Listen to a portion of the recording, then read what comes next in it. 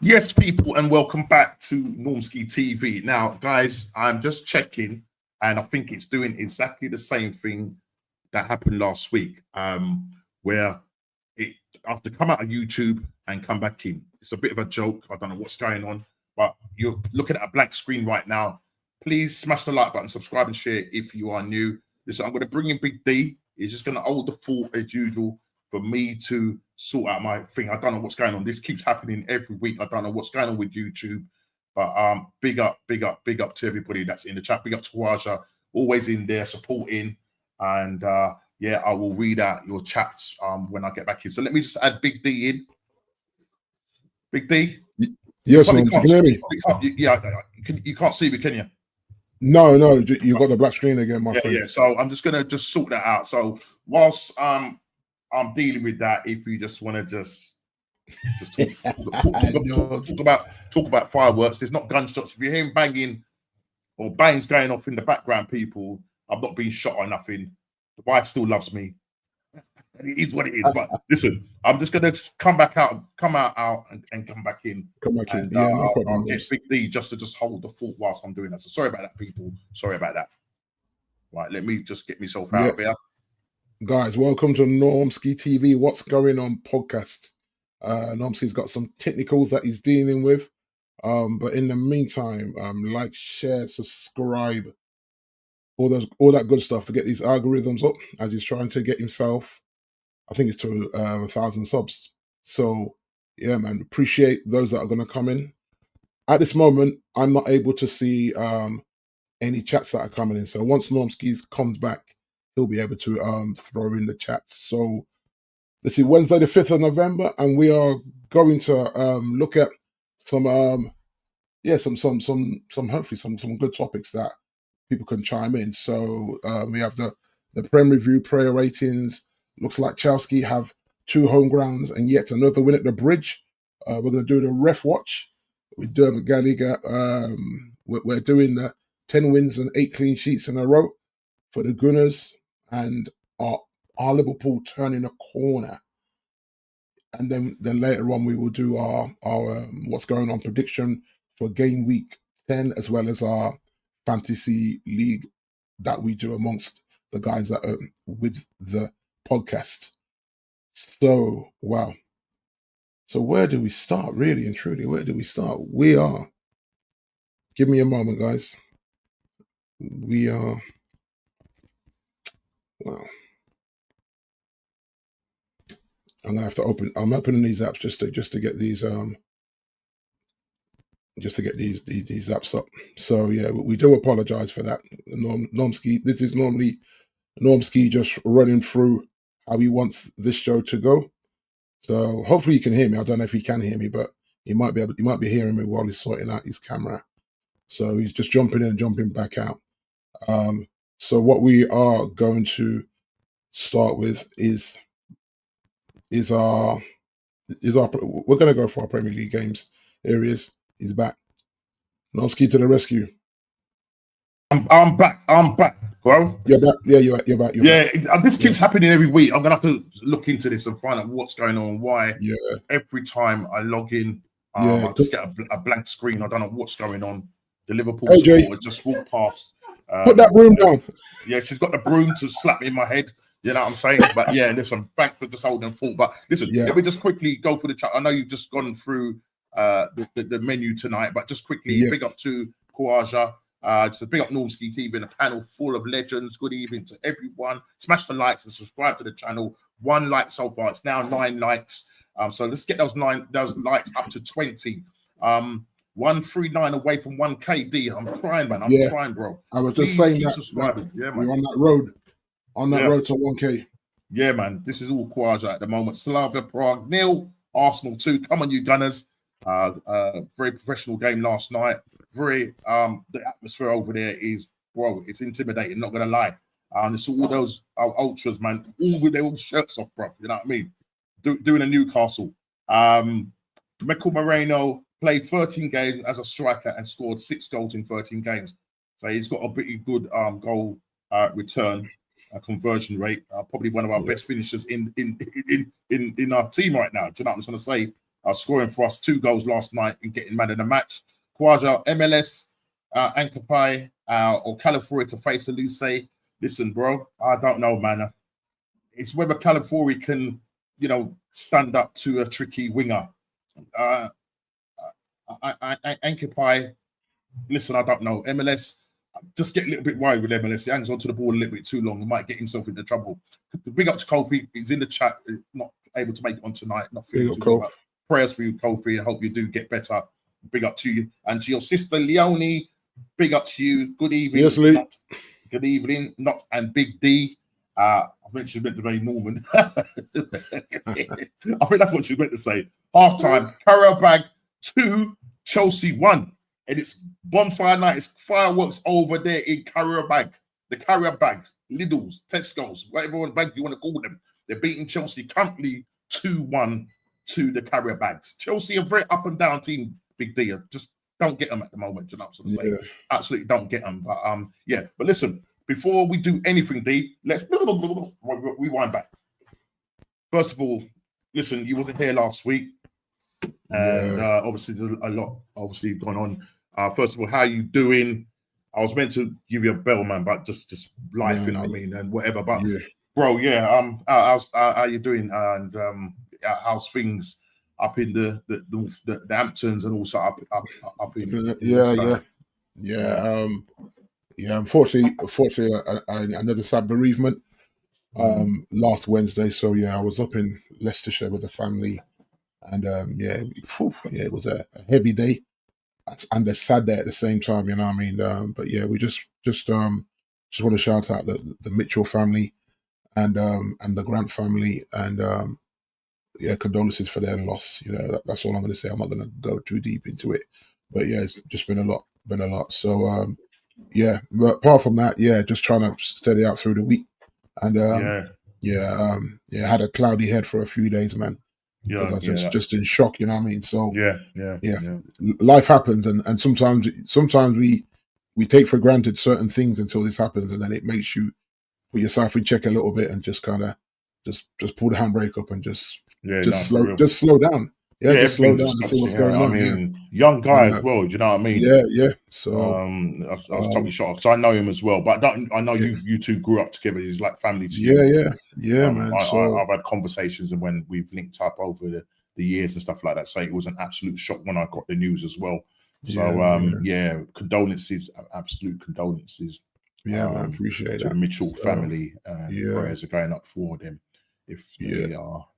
Watch this and to Delroy Grady's wife and that, because he's one of our keen viewers. So man, just shout out to that family, beautiful family, cool people, just good to be around. And they didn't deserve that right now in a season. Not saying anyone does, but what they've been through over the last decade. That was a little bit crazy. That was a bit much, And also stuff like Jamaica. I mean, I spoke to my cousin. He's over at these sides, but he's in more contact with people because our family's from Hanover, Westmoreland, Negril, all them sides. That side got really hit bad. So he's trying to make contact with the people out there. So when you see apocalyptic stuff, literally everything just flattened. Do you know what I mean? And obviously, we're involved. Our charity's involved in. We got an actual centre set up, so we're getting involved. We're helping to send aid over to Jamaica.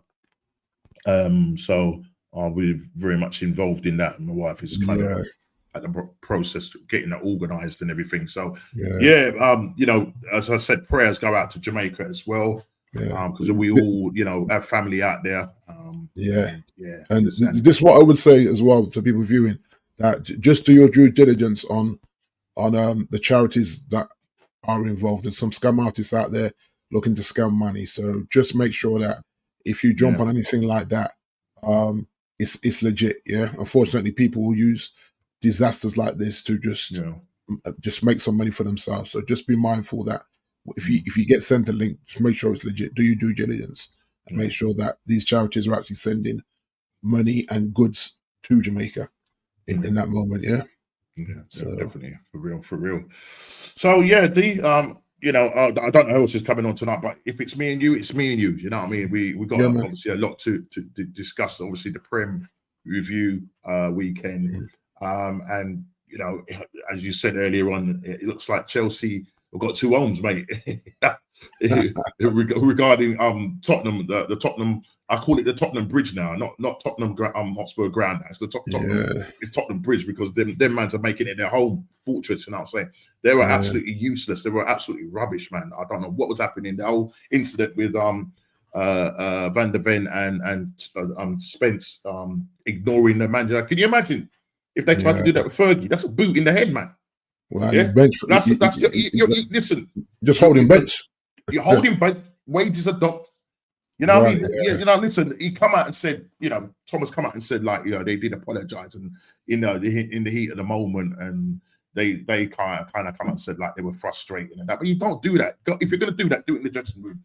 Because I can guarantee if that was like our manager, your manager, you know, the headlines will be there. Do you know what I'm trying to say?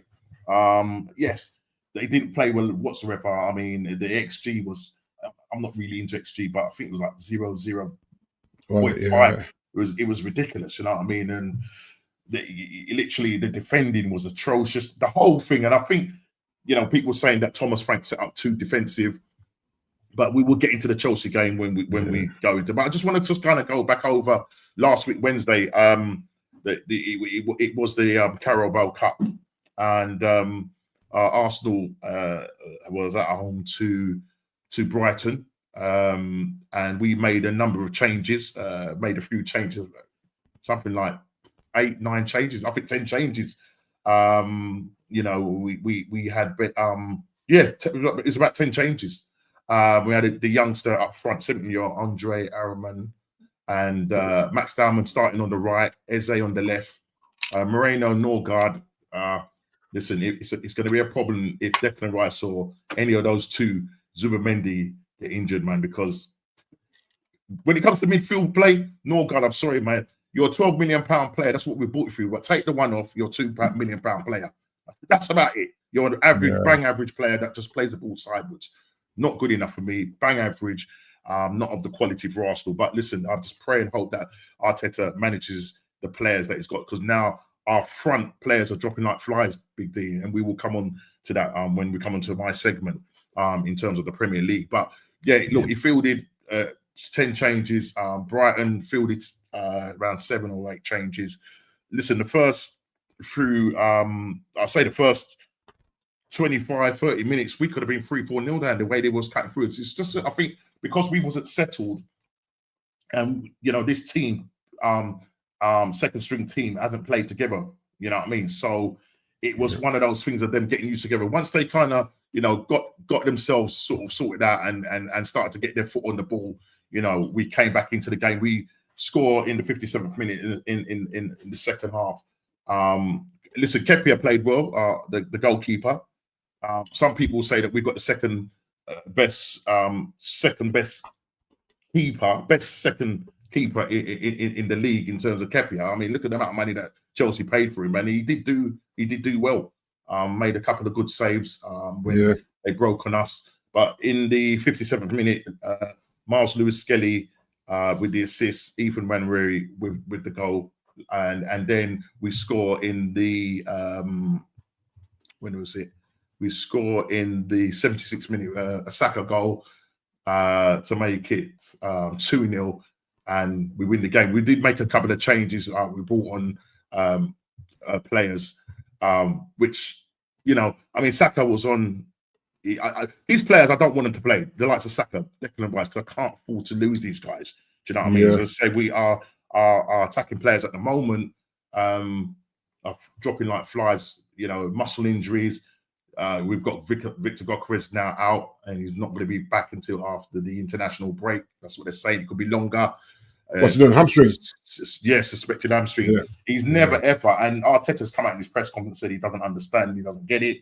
I get it, because you're running this guy into the ground, because you're making this guy run up and down like a headless chicken.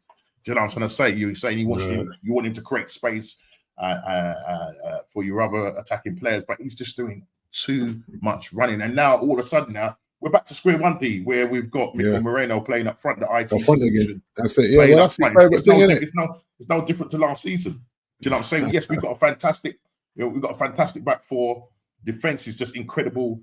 8 clean sheets. You know, we'll get into that. I mean, listen, we're doing bits as a defensive unit. Some people saying that we could break the Chelsea record of only conceding 15 goals in the 2004-05 season. We've only conceded 3. Which is just ridiculous. 3 and 10, 3 and 10. 10 straight wins, 8 clean sheets. You know, is absolutely madness. You know what I'm trying to say. And yeah, so you know, Eberechi Eze came on for Trossard. Declan Rice went off.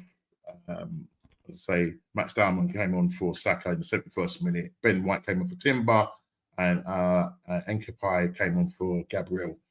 And yeah, we see the game out. We're through to the quarterfinals, and we come out in the draw playing yet again like we did last season, Crystal Palace, where we did go a goal down. I remember doing the stream, and my daughter came in. I said, "Oh my God."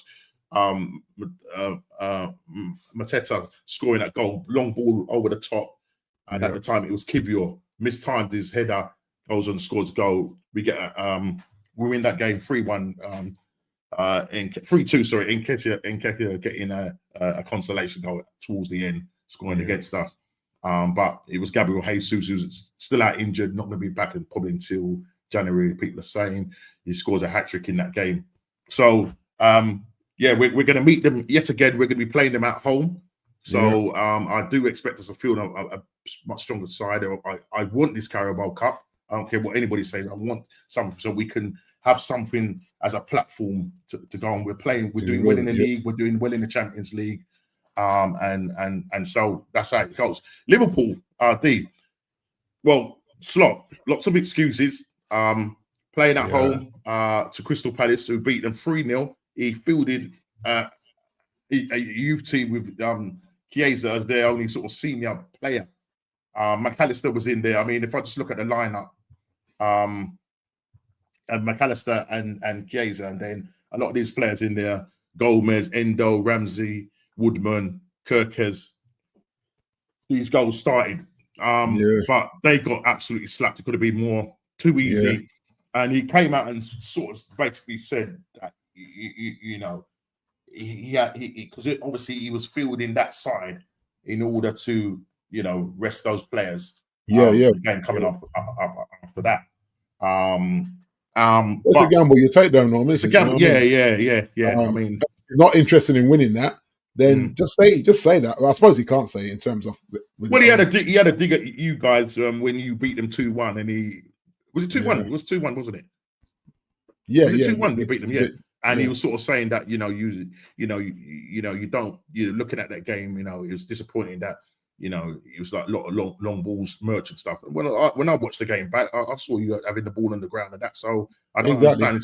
Slot was coming out with he was under a lot of pressure, D. Yeah. And he was starting to sound like a manager that was under pressure, making a lot of excuses, a lot of people calling him out. But it looks like he doesn't lose well, Norm. He doesn't lose well. No, by the looks of it, yeah. And just the way he related himself was it's really embarrassing. Actually, it's like, man, you're actually clutching at straws. You know, he might as well have said, if teams come to Anfield, we need them to do this, and this, so we can beat them. Yeah, you know what I mean? Yeah. And any time a manager starts coming out with, the way they played, they made it hard for us to beat them. Well, that's the objective of the game, my friend. 1, to be hard to beat, 2, to score goals. And so, like, when he did that, I was like, nah, man, it's crazy. Ricardo, big up yourself. Big up yourself, man. Ricardo, that's his mum, my sister. He says, hello, everybody. It's Ricardo here, and we're finally back on form. Listen, 2 games on the bounce. Let's see what happens. And you are Liverpool is a topic that we will be discussing tonight. Have you turned the corner? But you got Man City on the horizon, so we will look at that. Quasar D, what is your Tottenham Hotspur versus Manchester United combined 11 based on form, fitness, and availability. I'll tell you what I'm going to do. I'm going to start that one. We'll come back to that one. Yeah, I ain't we'll come back to one. Yeah, just give you a little bit of time to think about that, Big D. Yeah. So I'm going to start that one, and I will come back to that. Big up Sean. Now, if it's the same Sean I know, if it's a Sean Lee that I met, if it's another co-worker, big up to you. If it is, confirm it. If it's the Sean Lee, I think it is. Big up to you. Gamble worked out for Slot though. 2 results in 2 games. Yeah, fair play. I mean, it worked. Aston Villa, you know, who played into their hands, literally gave the ball. Yeah, he's saying, yeah, come. Yeah, big up to you, man. Another Arsenal supporter. Big up to you, Sean.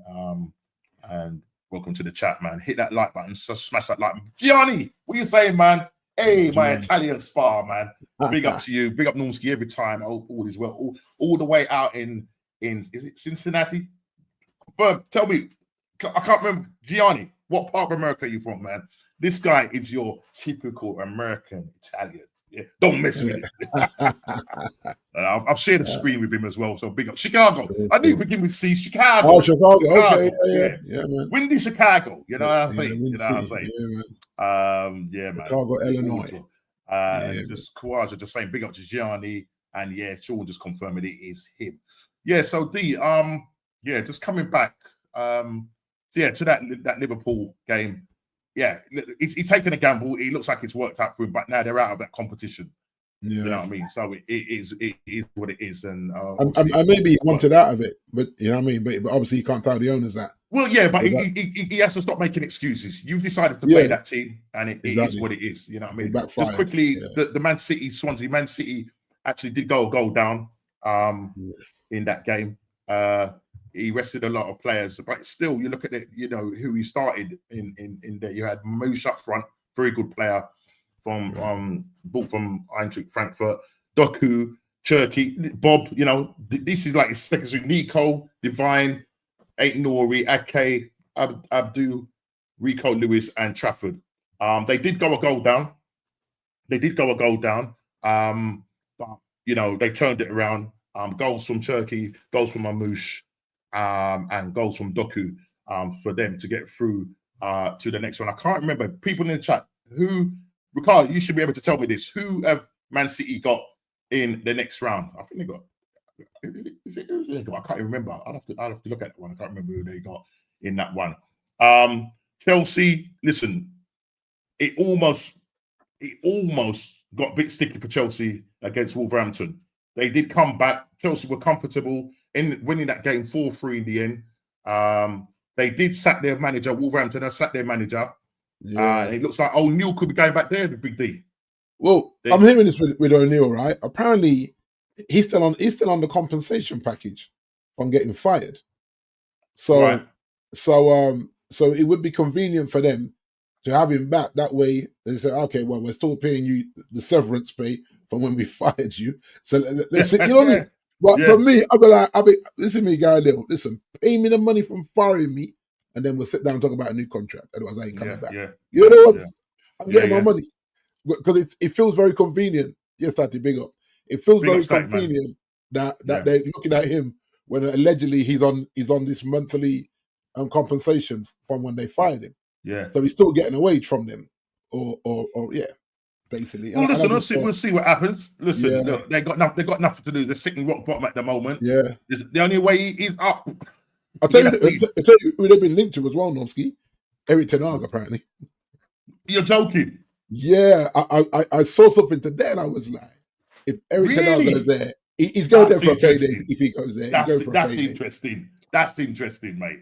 Yo, Calvin, this is Calvin, the Tottenham supporter. Big up to Calvin. Yo, Norman, Big D, how embarrassing for Spurs against Chelsea? Okay, we sorted Copenhagen, but it shows that the Premier League is of a greater standard. Well, listen, Copenhagen, you beat them with 10 men. You know, you did have a player sent off, but look, they didn't offer you nothing. You slapped them. Van der Ven with an absolutely brilliant goal.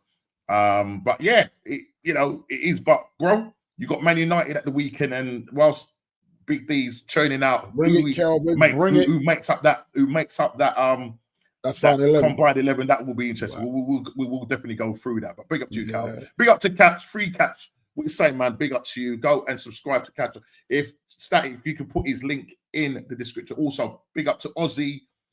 Put his link in the description as well. Big up to you, Ozzy Den. Go and subscribe to his channel.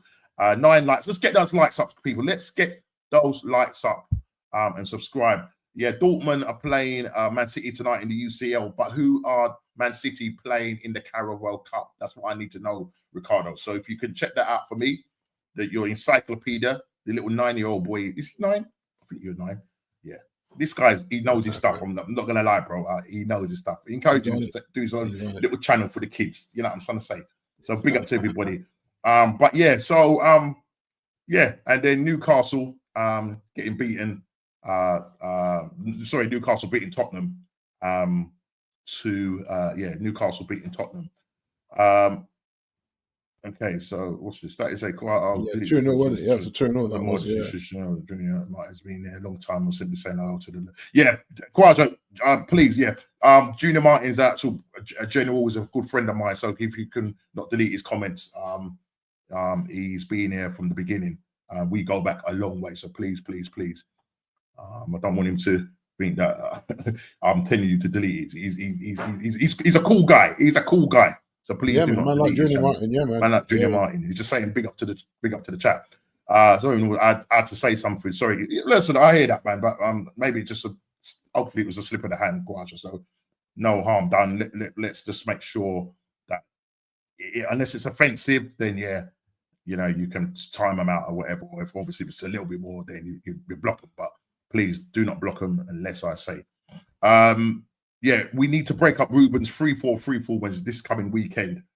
Yeah, look, your guy, the one that's growing his hair, he will continue to grow that hair.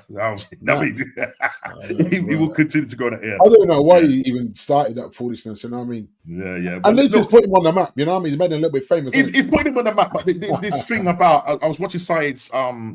He did a little thing on him today. It was sort of saying that a lot of people were saying that he was bringing a bit of negativity to the Man United, bringing too much attention, and a lot of guys were having a go and saying actually he's just doing it for clout, he's doing it for clicks and that.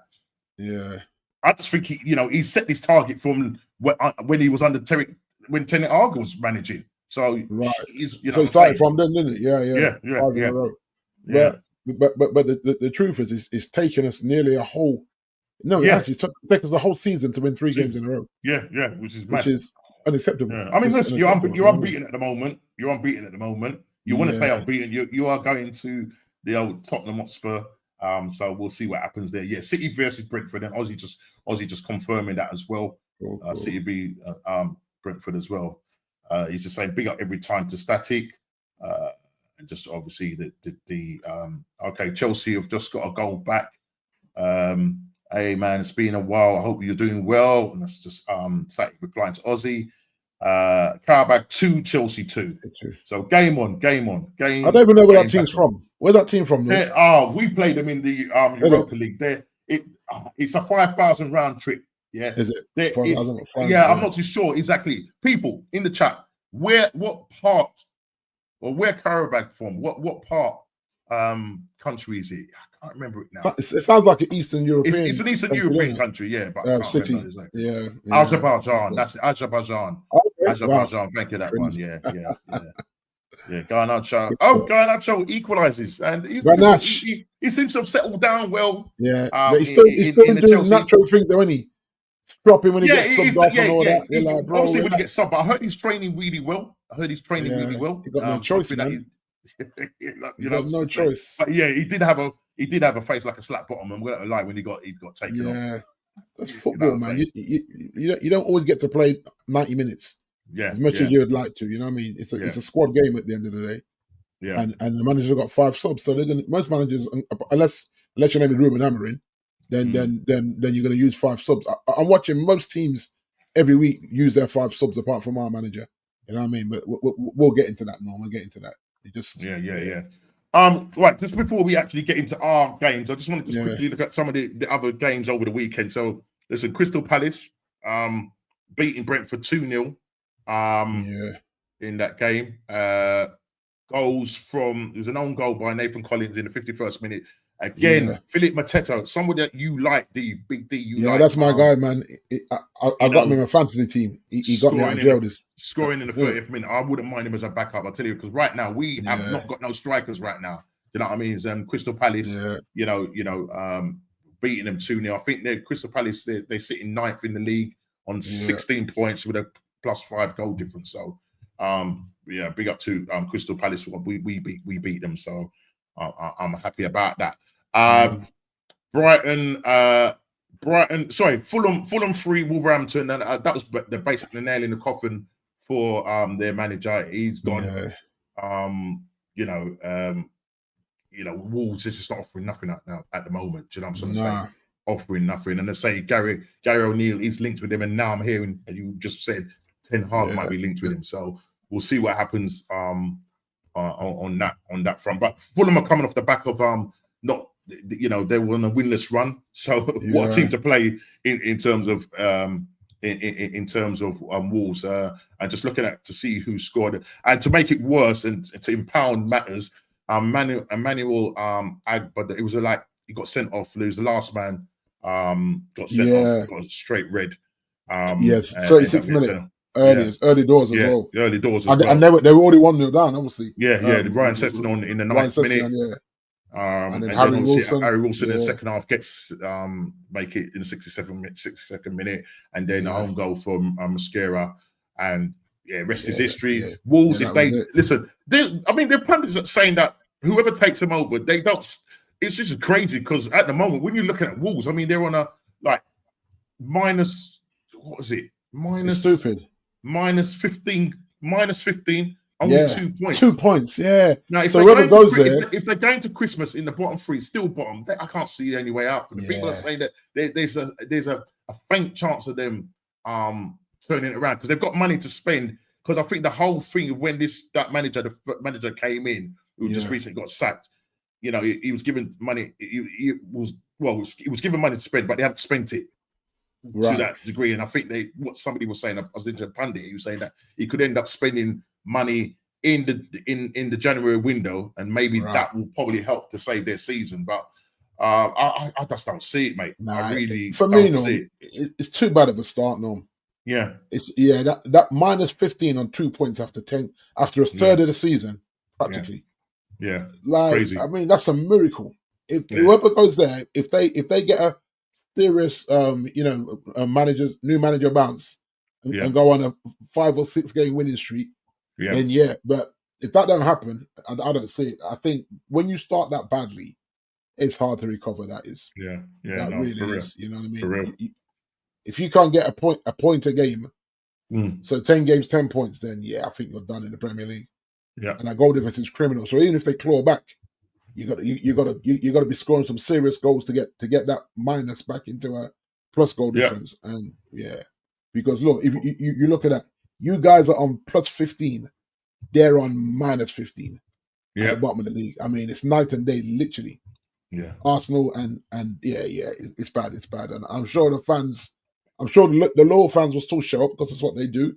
They're used to that team being a yo-yo team anyway, up and down. But that's a bad start. When you look at the top of the table and see Arsenal 10 games, 15, 25, plus 15, 25 points, and then they're 10 games, minus 15, 2 points.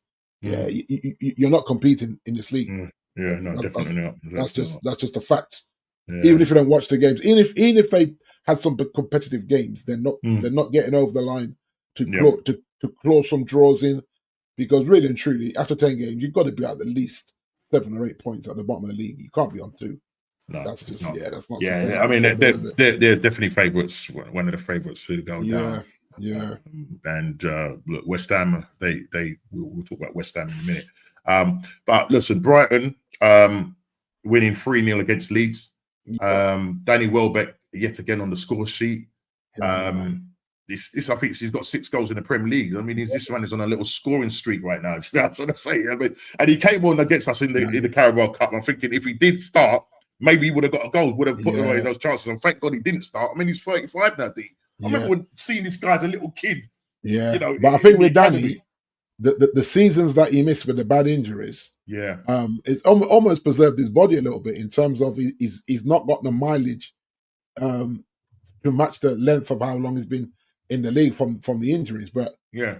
fair play to him that he's bounced back every time from a bad injury Yeah. and been able to play at a level. Because the professionals, like he was saying that he's still in the ex-Man United players WhatsApp group, so they still respect him as someone that came to United and Yeah. did well until he got injured. You know what I mean? And Yeah, I mean, he got the goal in the 11th minute, and then Diego Gomez, the left winger, a good little player, scores the 2 goals. Diego Gomez, gets 2, yeah. And so listen, Brian, are we concerned? Listen, are we concerned for Leeds now?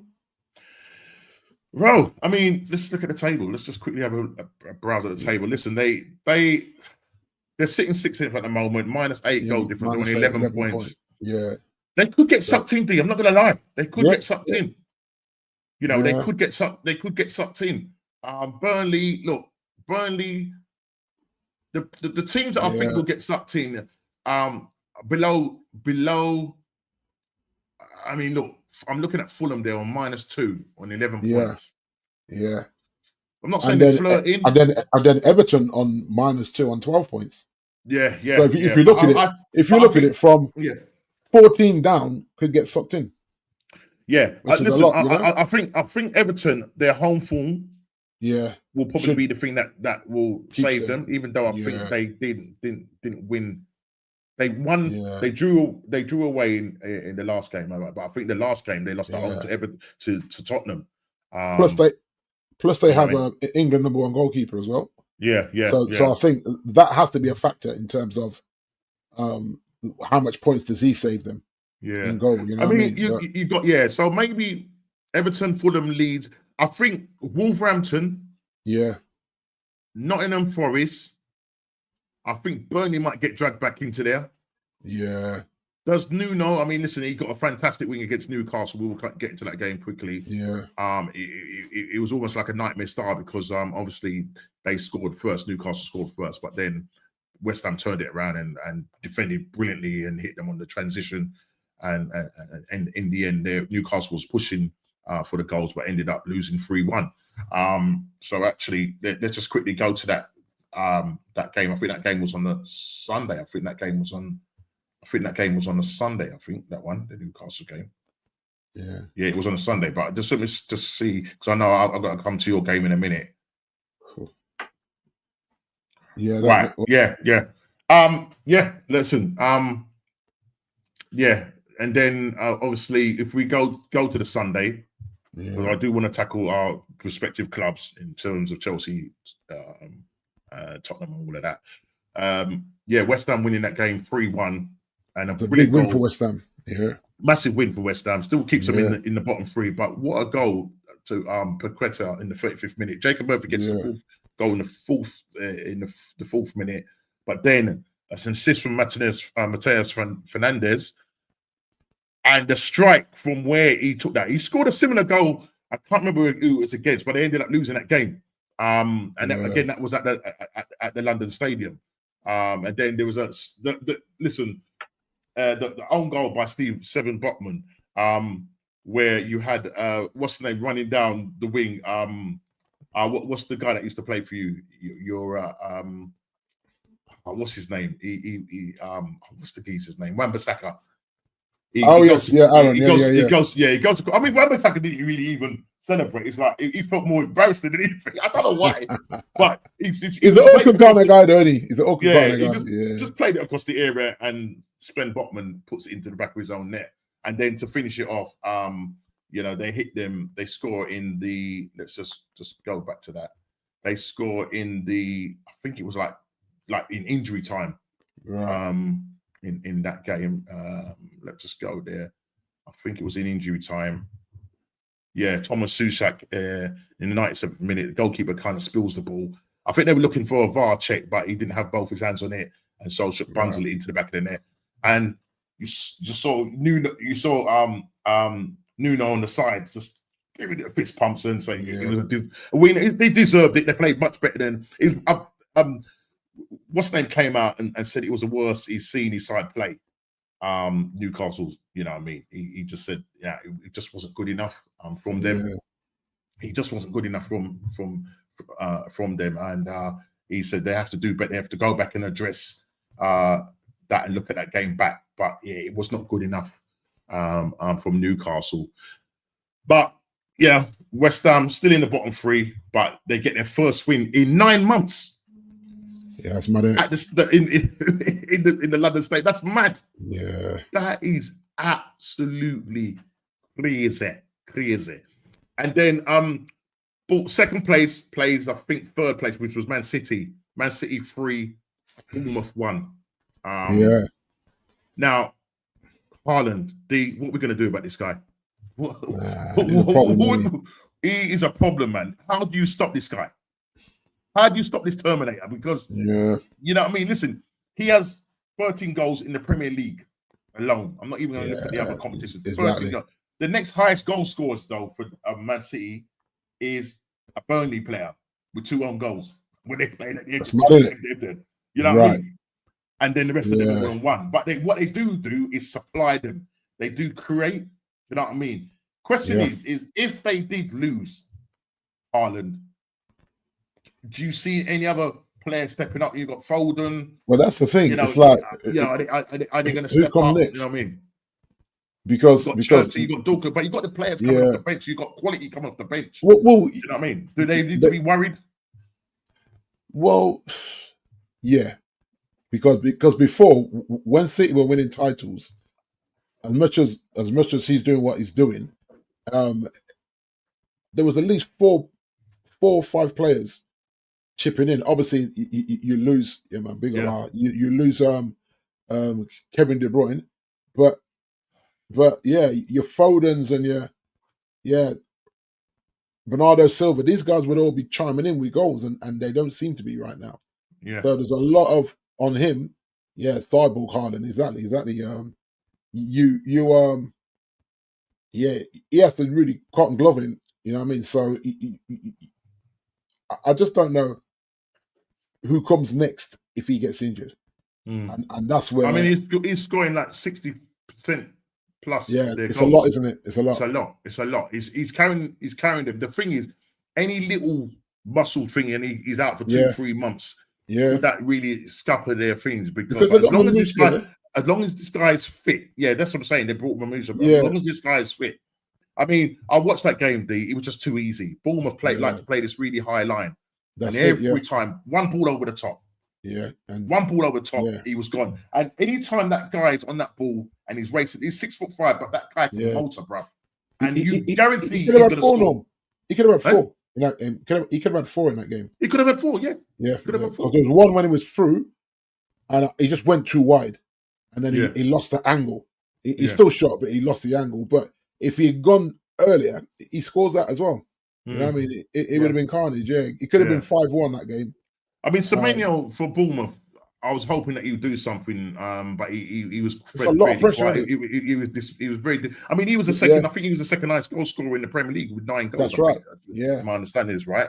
But Bournemouth again, just will. I mean, look, they got the equaliser. You're thinking, okay, game on, but then playing the high line, it's suicidal. You don't do that. You do not do that. Because you see with Semenyo, he only got a 4.1 rating. Out of 10, you know what I mean? So he had a poor game by his standards. But then, do we put that down to City quality? You have to be concerned if Haaland does, because like you're not getting much from Doku and these guys. Obviously, Chertsky got 2 assists, so he's contributing. But then your Foden. That's what I'm saying. They create. They create. That's one thing they will do is create. And I think someone like Gulak, who's injured at the currently, would thrive on that. Yeah. I said he would work in that team and he would work in Chelsea's team because they get the ball to feet on the ground. Do you know what I mean? And I think that would work. They play with an out-and-out striker. And listen, he's not great on the eye. Arnold's not great on the high, but what he really does well is he can score goals. And not in that. You see when he runs off the shoulder of that defender, even when the defender catches him, hard to knock him off the ball. He can't knock him off the ball. Yeah, you know what I'm saying. So yeah, he doesn't get knocked off the ball, so he's just focused on when he's going to pull the trigger. Yeah. So it doesn't matter if you go shoulder to shoulder with him. Yeah. You may get a little bit unbalanced, but he ain't. I mean, listen, 9 out of 10 times that guy scores once he's one-on-one with the keeper. Yeah. You know, it's just crazy. Do you know what I'm trying to say? I've seen him miss sitters, you know what I mean? Yeah. But he might not do nothing for 85 minutes of the game, and then the one chance he gets, that's what you need. But what you do see as well, Norm, quickly, you do see a change in the way he plays. He drops deep a lot now just to get a touch on the ball, and then he's gone and link up. I mean, for I think it was for I don't think it was the first goal or the second goal where he dropped deep. Yeah. He played the ball to Gonzalo, who's in for Rodri.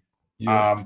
And Gonzalo had the mind to play a lob shot to Chertsky. Yeah.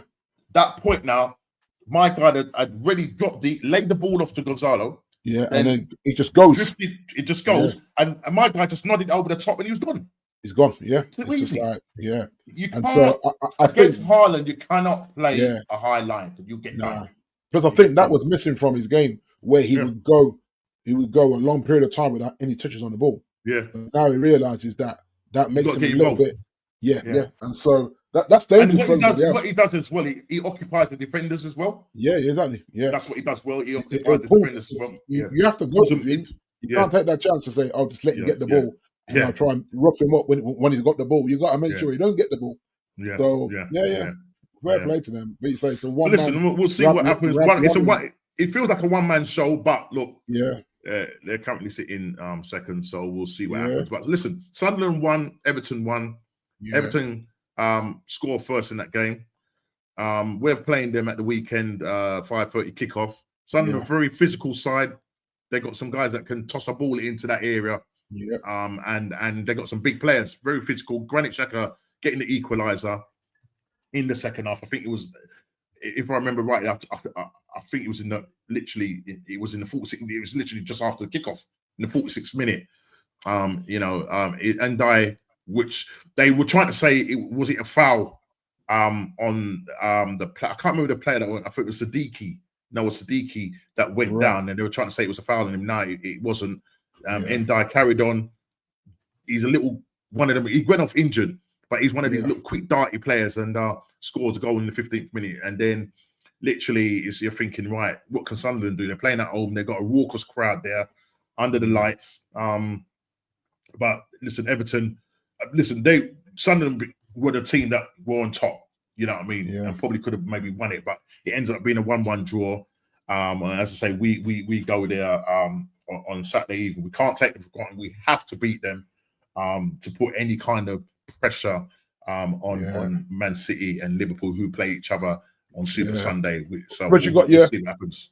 You got your ex-captain there as well, who's doing all right, man. Yeah. That's what I'm trying to say. Man, he's a handful, man. He's the captain as well. And he's the captain as well. But yeah, let's now obviously talk about obviously Ez is not here, but Ez did say 4-2. Yeah, I think that was what he predicted. Was it 4-2? I think it was a bit of a big score. He predicted a big score to go to Tottenham Hotspur and beat them. Listen, Chelsea went there. Defending was absolutely terrible. As you said, we talked about the Jed Spence and Van der Ven, just blanking the manager. It wasn't a good look. It's something that they could have dealt with in the changing room, but you don't do that, you just don't do it. I mean, let's see, it was maybe in frustration and that he did say they come out and apologize, but Tottenham are like this. Chelsea, as I said, they're making that their second home. As I said, Chelsea have 2 home grounds, yet another win at Tottenham Bridge. And when you look at, I was looking at some stats of the head-to-head. I've just got it here. I'm not going to share it. I lost it now. Let's see. It's which one is it? It's this one here. And when you look, it's just crazy. So if I just go back 2000 in the last let's go back from 2025. So Tottenham, Chelsea win 1-0. That was obviously just 1st of November.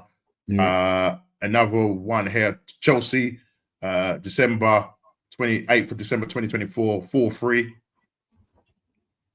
4-1. I think that was a Premier League. So literally, they're just literally battering these guys. You know what I mean? I can't remember the last time,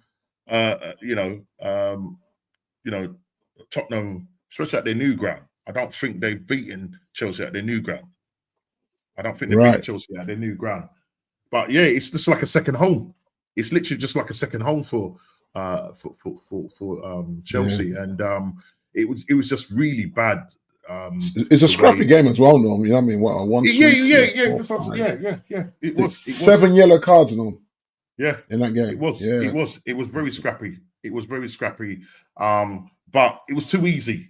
You know, Caicedo breaking up the play. I don't know what Van de Ven and the other defenders were doing, and the goalkeeper, and you know, they end up winning that game 1-0, and they didn't have no shots on target.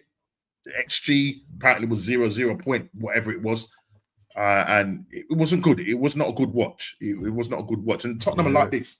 You don't know what you're going to get from them. So look, you're going to them at the weekend. So I mean, in your mind, the sort of going back to, let's go back to that starred one here.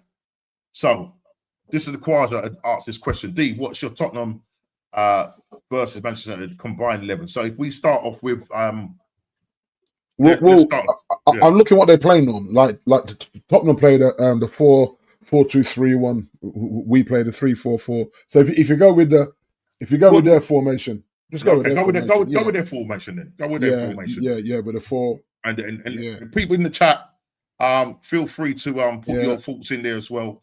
I'm going to give them a goalkeeper for now. Okay. Because our guy's still finding his feet, so they've got a more experienced goalkeeper. So I'll give them the goalkeeper. 2 centre backs. I would go De Ligt and Van de Ven. Just to kind of big up myself. I'll go De Ligt and Van de Ven. Okay. At left back, I can't believe I'm saying this, but you got to go with Luke Shaw on form, even though he gets on my nerves because he's just getting fit to go to the World Cup, or allegedly. You know what I mean? Yeah. And then I would give them Porro at right back in terms of consistency. Mm. So that's your goalkeeper. Your back 4 in midfield. They got Paulinho and Bentancur. We got Casemiro and Bruno. I'm taking Casemiro and Bruno, mate. Sorry. Paulinho. You're not going to go for Paulinho? Paulinho over Casemiro. He covers more ground, man. Yeah, he probably does, doesn't he? But the thing is, even though he was but Casemiro does get you that goal. He always gets you that goal. It's a tough one, isn't it? No, go with it. So at the moment, right? So I'm not writing it down. So So in terms of, have you actually written it down? I haven't. No, okay. but I'm looking so far. Is it 50-50 or is it more Man United at the moment? No, it's more. I think it's more them. So maybe 50-50 actually, because you got the Tottenham goalkeeper, you've got Porro at right back, Luke Shaw at left back, you've got De Ligt and Van de Ven, the 2 centre backs. I was saying to go with 2 Man United midfielders, as in Bruno and Kaz. But then, okay, if you go Bruno and Pelleria over Kaz, okay. On the right, I have to go Brian and Mbeumo on the right. Kudus. Calvin is saying Kudus. Yeah, I gotta go with Brian Calvin. It's a tough one because Kudus is playing well. And Kudus plays in that 3 that sit behind the striker. So can Brian, because Brian don't like to play in the 10, he likes to stay out wide. Oh, wide. If Kudus can play in the 10, no, but Kudus plays out when he's playing for Tottenham. He does play out wide. Yeah, that's what I'm saying. So they both play out wide. Yeah. So it's a bit of a tough one, Calvin. You'll say Kudus, I'll say Brian and Mbeumo. In the 10. Wow, who do I have in the 10? It's got you're gonna have to go for Cunha Yeah, that might because sound. at the moment, Yeah, who Cunha they over got? Sa. Yeah, Yeah, I it's think it's Cunha. a Sorry, size. Calvin. It's okay, but Yeah, you know, they're Cunha. missing. And They're then missing Madison. They're missing Madison, but you got to go with who's currently on fit. on the left, they're playing that Lucas Barrevel Yeah, brother. Bavern. Is it Lucas? But yeah, I know And you're I'm playing talking. Ahmad on the left. I'm giving Ahmad a game. Ahmad's going to play on the left. Who's your striker? Wow. Carlo Marni or Sesko? Yeah, I got to go with Sesko. All right, okay. Let me just give you this thing here. So, Mikel Moreno, our IT solution, Yeah. in the 90 minutes that he played in the game the other day, scored 2 goals. Yeah. Sesko's also scored 2 goals in 11 games. Yep. I know. But no. Now you have to revisit that, Norm. Because he never started the first 4. He benched him. Remember, I was fuming, and I told JP this. I said, watch this manager, because it's a club signing. Watch him bench him, make excuses why he's not ready to go into it. You know what I mean?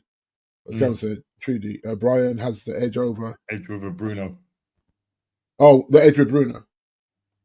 Brian has the edge with Bruno. Oh, over Kudos, you mean? If you mean, oh, okay. No, but then would you put like Norman said, you have to play Cunha in the 10. Yeah. And then because Ahmad's form's been so good, I'm just going to play him on the left. Even though Ahmad's better on the right, but then obviously we're not playing wing backs here. We're playing a flat back 4, as in the Spurs lineup. So then, okay, so if I just quick review. So Vicario, Porro at right back, Luke Shaw at left back, Van der Ven and De Ligt as the 2 centre backs, Paulinho and Bruno, the 2 in the midfield. I said Brian and Mbumo. Who did I say? Yeah, Brian and Mbumo on the right. On the right. Cunha in the 10. Man United heavy. Cunha in the 10, and on form, I got to give Ahmad a start. And then it's a toss up between that Carlo Munoz and Sesko, and probably Carlo Munoz might get the nod in terms of minutes played. I think he's played more minutes than Sesko so far this season. So it's nearly, I think it's 6-5 United or thereabouts. So it's quite a balanced team. I'm not being over biased to our lot. Big up Dyson, what you saying, Tyson man? Mitchell, even Norski. You said that? Also, yeah. Tyson, come on, man. You're top of the league. How can you be Arteta out? What is going on here, mate? Listen, man. There's PTSD with us. You know what? Us bottom gooners is PTSD, man. I hear it. He's just saying big up the chat as well. Big up the chat. Gavin just saying big up an evening to Tyson. Yeah. Mitchell. But you know what, Norm? Yeah. We haven't been there and done anything for a minute. That's my concern. So if we are gonna, a bit like Anfield, we haven't been to Anfield to do anything for a minute, and then we get the win. So hopefully we can follow that Anfield form at Spurs and do them. Like, for some reason, we're still conceding sloppy goals, Norm. We saw this at the weekend. Listen, we'll get on to your game now. Yeah. Listen, Nottingham Forest 2, Manchester United 2. I think Jason had predicted this game. I think he had the Man United win this either 2-1 or 3-1. Yeah, it was 3-1. Yeah. I think it was whatever. Now, Nottingham Forest were in a bit of a bad form, losing managers after managers. Sean Dyche, the man that eats concrete for dinner, is now in. But this is the thing. Sean Dyche said he would do a better job at Man United than Ruben is doing. And he said that with chess on a I think it was Sky Sports or well, they questioned him about that. They questioned. I think it was a bit tongue in cheek. Well, he said it with chess. He was saying, because basically what you're saying, and he's got a point on. He has got a point. He said, look at the squad. Yeah. Look at the squad he's got. Yeah. Give me that squad. I'm winning more games than Ruben. That's what he practically said without saying it. Yeah. But like. This game really annoyed me, because, like, for me, look, you took the lead, right? And it's like And then I don't Ah. know. I didn't watch the game, D. So you'd have to talk me through. Yeah, I didn't watch the game. I they was just kind of literally had listening. that. I was kind of listening on So Sky Sports on Gillette Saturday. So they was kind of sort of yeah, saying, you know what I mean? so you know, we get to half time at 1-0 up. A Bruno Fernandes corner, which wasn't supposed to be allegedly. It's always that. Every time we get a decision, it's Yeah, always got to go to VAR. yeah. Like other teams, just it's a goal, no problem. With United, let's go review it. Should it have really been a corner? Now, Well, from the thing the is, angles I saw, Gary Neville talked about this, yeah. did he? And Yeah, do you remember when that situation we had at Newcastle when we thought the ball had gone out, and then yeah, remember I gave you the example of I showed you a picture of the ball. I took a picture yeah, of the ball, took it at different angles. At yeah, certain angles, it looked like the ball was out, and yeah, then when you looked over the top, which they don't have that kind of camera to do that, because they do that when they put the ball on the quadrant to take a corner, they yeah, just put it on the edge. As long as the ball is hanging over the line, it's deemed yeah. as in. Well, Okay, this is the thing, Norm. the ball was in. D. He didn't go out. He didn't go out. Now Sean Dyche had a rule about them saying, well, you know, they should. It would only take 5 seconds for them to say, oh, it was out, and then saying, oh, it's going to be a lot of stop, start, and whatever. Now it led to a goal. Casemiro badly defended. Yeah, Top. When it comes to Nottingham Forest and their set pieces, they just can't defend. yeah, Obviously, yeah. they All got over Chris shop. Wood out. Yeah, They're all over the place. You know what I mean? But Casemiro gets that goal, and you're thinking, right, this is it now. Nottingham Forest are going to fold. Man United are going to walk it. Next thing I know, it's 2-1 to Nottingham Forest. Two quick yeah. goals, I think it was. If my Yes, yeah, memory yeah, serves yeah, me right. yeah. 48th and 50 minutes. So this is us again switching off, and I looked at the back four. So playing Ahmad at the wing back, this what it does. It forces him to defend in positions that he's not comfortable in, because he's really a 10, but because he wants to play, he's willing to play at the wing back.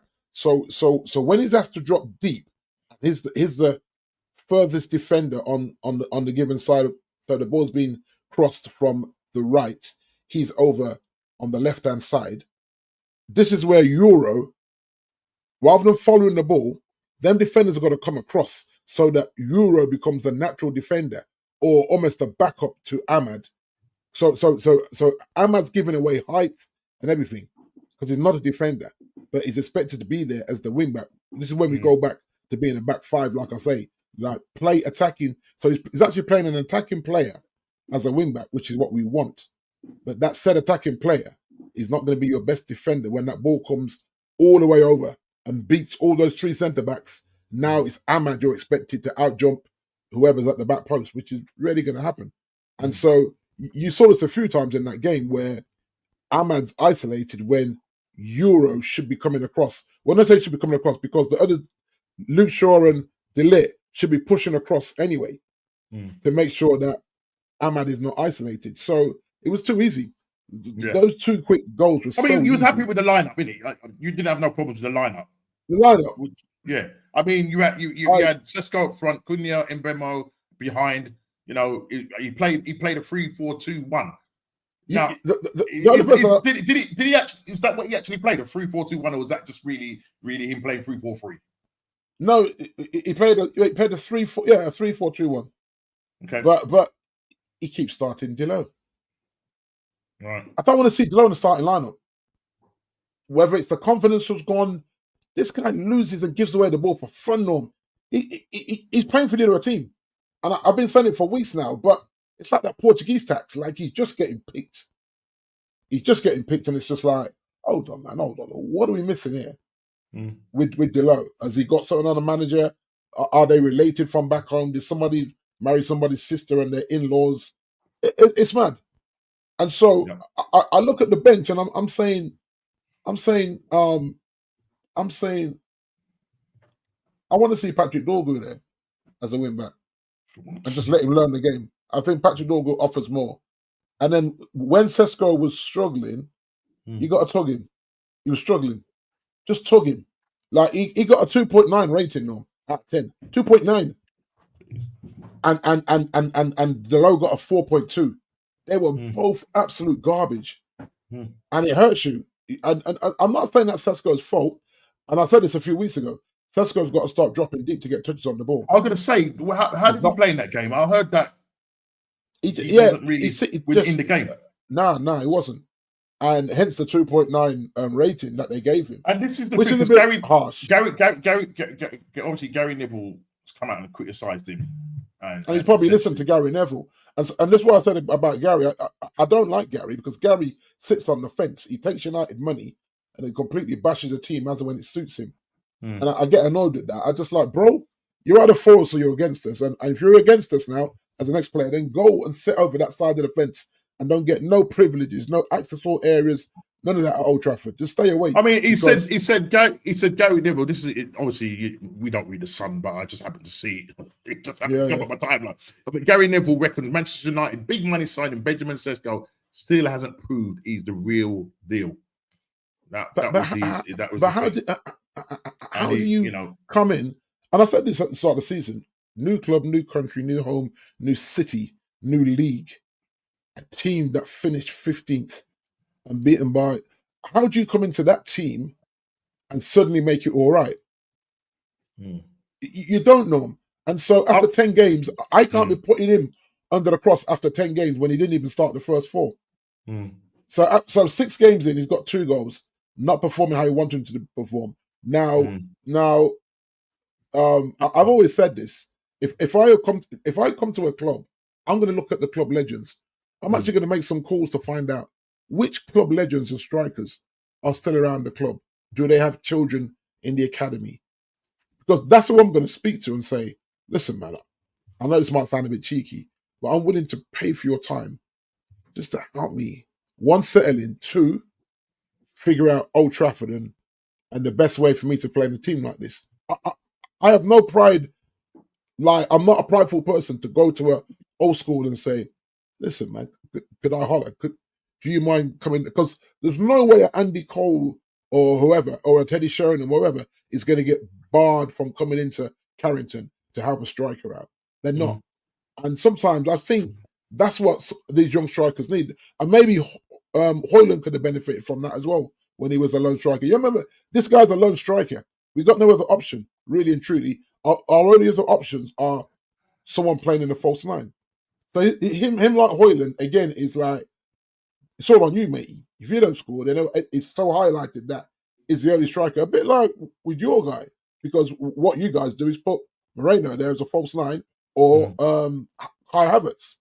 So again, we've gone out and spent money on these lone strikers, and the moment they dip, you crucify them. They're both in new cities, new countries. Do you remember Scholes? It was a few weeks ago we spoke about it on the show about Paul Scholes coming out and sort of saying, "Is it going to be a repeat of Højlund?" A Højlund, you know what I mean? You he's better than Højlund with his feet and what he offers. Yeah, I think, and what I do like about him is that the defenders are forced to defend him, where defenders knew that Højlund's going to spend more time on the floor than he is. Because he's just going to wrestle with centre backs and get twerking. Yeah, he likes to twerk a bit. And so when we're playing the long balls, the balls over the top from the goalkeeper rather than playing out from the back. This where we got to utilise him more. And then when he's in the box, get the crosses in because he's got good feet. He'll score goals now. We've seen that the goals that he has scored have been, they've been proper poachers number 9 goals. Yeah. He's around it. So I can't bash him after 10 games because he hasn't even played 10 games. He's only started 6, and that's why I get annoyed with the manager a little bit. Play to his strengths. Don't hang him out to dry. And I think there's a lot because you have to remember, Ahmad and Boomer and Cunha are all kind of they're a little bit selfish. That's where they've got to where they've got to in terms of the way they score. So their first instinct is not to assist the striker. Yeah, it's a little bit. It's the same thing with Saka at the moment. His first thing is to get on his left and have a shot. Yeah, that's why he doesn't assist. I mean, listen, 20-odd games and he no assist this season. 1 non-penalty goal. Yeah, in 16 games. Do you know what I mean? Crazy. So it's that thing of you've got to learn to play with a proper striker because they've not. Because Saka has not played with a proper out-and-out striker. He's not gonna lay that ball off to him to beat or whatever or cross it in. Do you know what I'm trying to say? So he has to get that in his game again. Do you know what I'm trying to say? But I'm not too sure about this question. Big D, thoughts on Dela and Amrin being related? Yeah, something's going on there, man. because I don't get how he can stink up the joint, and every week once he's fit, he's back in the team. Yeah. Because I guarantee you, if man like Chile, you know, what's that? The Man back like six? Chile, who can't show his face on, he's probably still in the cotton fields, man, right The now. back six, all Spurs. The West menu. Oh man, you're smoking that blunt, ain't you, bro? Put that Cali weed away, brother. Clear your head. You chatting about? You're trying to tell me that what's his name? He's not. I mean, I can't stand Luke Shaw, but your left back is not better than Luke Shaw, bro. Stop that. That has to be deleted. What? Not Dorgu. Who's Who the they left back? They play that left back at the weekend. Who's their left back? Mate. Is it Jed Spence? Yeah, Jed Spence. Yeah. He's not. He ain't better than You don't Luke think he's Shaw. better than Luke Shaw? Nah, he's not better than Luke Shaw in terms of but positioning. Yes, he might push forward more than Luke Shaw, but at defending, he's not better at defending than Luke Shaw. Luke Shaw's a good defender. He just can't stay fit.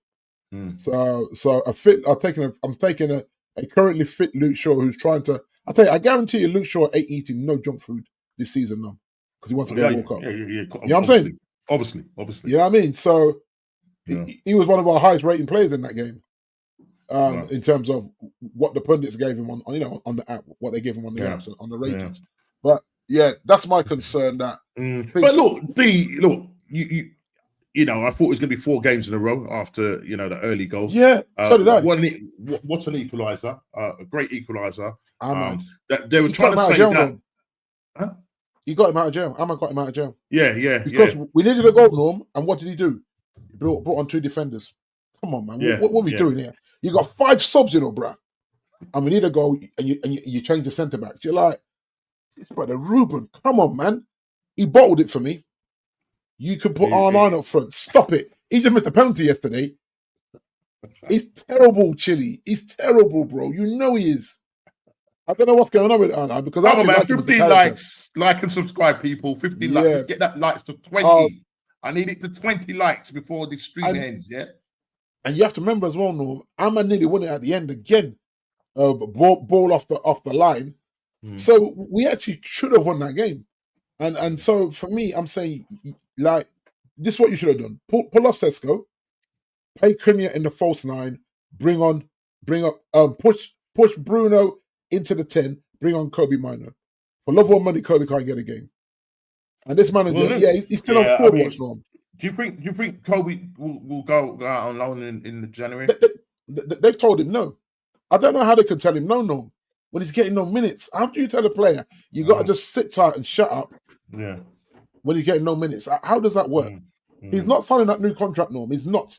Not with this manager. He's not signing it. When I say I feel sorry for him, I feel sorry for him because he just wants to play football, and clearly he's probably better off going somewhere else and developing because he's not developing at United now. He's just treading water. If you're not playing, that could be said for Ethan as well. He got minutes yesterday. He started.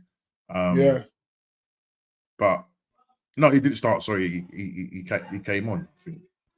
And he's young, Norm. He's young. Like Ethan is young, and so I get when people say they're young. They got to learn to just chill and suck it up. But the truth is, when opportunities come knocking, you have to remember, Kobe started for England in a final. No, sorry, Ethan started. Sorry, apologies. Ethan started, he started. I'm so used to him coming on as a sub. Yeah, exactly. And he's gone from that to not getting any minutes at Old Trafford. So he started in a final for his country to not getting any minutes for his club. So he's just like, what am I doing here? Like, he's literally saying to himself, what am I doing at Old Trafford? There's no point in me being here. Let me go out and learn. Because he's not saying I want to leave. He's saying I want to go and learn and play football. So I don't actually mind that ambition. He's not willing to sit on the bench and just pull a weekly wage and just say, well, at least I'm getting paid. I like that mentality that he's almost embarrassed to be pulling his wages and not contributing. And that's what he should have done. Pull Sesko, put Bruno in the 10, put Mino in next to Kaz, and then took the low off and put Dorgo there. And we win the game. But no, he just changed the centre backs. And I'm like, you're a fraud. You bottled it away from home to Forest. You bottled it. So yes, I'll take this one. Sorry, from AFC. Norski Big D up watching while currently in hospital. Big Saturday night collapsed. Had a scan found bleeding or slight bleeding on the brain. Surgery was successful. Wow. Listen, guys, brother. Yo, bro, absolute prayers for you, man. Listen, I hope you Yeah, recover man. quickly. Look after yourself, Craig. Goodness, speedy mate. recovery. Chile's saying speedy recovery. Yeah, listen, look, you know what I mean? I hope that we're keeping you amused. And listen, it's not, you know, life just changes like that. But listen, just like that, yeah. The recovery, as you said, the recovery, hope the recovery goes well. And literally, we will be praying for you, you know what I'm trying to say. Yeah. And Chile just saying speedy recovery, AFC always. AFC will soon, mate, from Eyes Wide Shut. And just AFC just saying big up to Chile, Gavin, big up AFC always. Kwasha just saying that Karabag finished 2-2. We're going to getting that equalizer. Hopefully just saying big up and get well soon to AFC. And then AFC just responded to Eyes Wide, big up to Gavin, big up. Yeah, man. It's just life just throw some things at you. AFC saying big up to Kofi. Spence and Odugu both better. That's what Eyes Wide Shut is saying. Spence and Ogogo both better than Luke Shaw and who? You have to remember this team finished 17th below us and we were garbage last season. Stop it, guys. Yeah, stop it. And we scored the goal. We scored the goal to help you win the Europa League. Let's not get twisted. You didn't score. Come on, man. Now you have to remember these guys have done us a few times in the league. No, I'm not going to pretend that never happened. Yeah, but when it comes to individuals, let's not do that, man. It's a balanced team. I'm nervous about Saturday as Dyche is more experienced than Thomas the Frank Engine. Listen, man. Listen, and you're playing at the Tottenham. Listen, don't let them come down there and do this to you, bro. You know what I mean? But they're gonna have to start that whole thing again where they got to win 5 in a row. The guy is growing his afro even bigger than what he is. I thought he was going to be 4 in a row, but as I said, Diallo saved you. He saved your butts. And great goal as well. Great finish. Yeah. Tyson Mitchell just saying, AFC, good to hear from you. Hope you're all good. Yeah. Our prayers are with you, AFC always, from Calvin. Big D, Ndugi was injured and Spence is our right back playing left back. Shaw is finished. That's what he says. Shaw is finished. He's finished when he gets injured. How about stop it? Do you mean stop it, D? Man, come on the screen, brethren. Yeah, come on the screen, and I'll deal with you on the screen live, man. You know what I mean? They're giving it all the mouth and everything. Dog. Can't even put himself on it. He's got the link. He's got the link. Put the dog away. You know what I mean? Put the dog away. Stop out the spliff. Come on. Chili, D, stop it. You're gonna have me drawing for my mic. Draw for your mic. Draw for your mic, brother. Draw for your mic, man. Draw for it. You know what I mean? AFC says the bleeding was caused by artificial sexuals when I got attacked. Yeah, we spoke about this. Oh, wow. Yeah. Just because we have a difference of opinion about Arteta, because they support Arteta more than they support the club, and because you don't agree with him, man, coming and attacking him. It's just ridiculous. Absolutely ridiculous. AFC always for you real. Panel and chat, love for the love, just from AFC. Let's go for Chili just killing himself laughing, not at AFC, but killing himself laughing at Big D. Pull for the mic, yes. Listen, just laughing as well. I am well aware that Luke Shaw, he's done in my eyes. But once he's fit, every manager that's come to United has played him once he's fit. So whatever they see that he offers, sometimes I see it, sometimes I don't. I think Luke Shaw can switch off as well. And so, like I say, he's keeping himself sharpish because he's clearly trying to attract what's the England manager name again? TT Thomas. So Thomas the Frank engine. Yeah, so he clearly fancies a trip to another international tournament.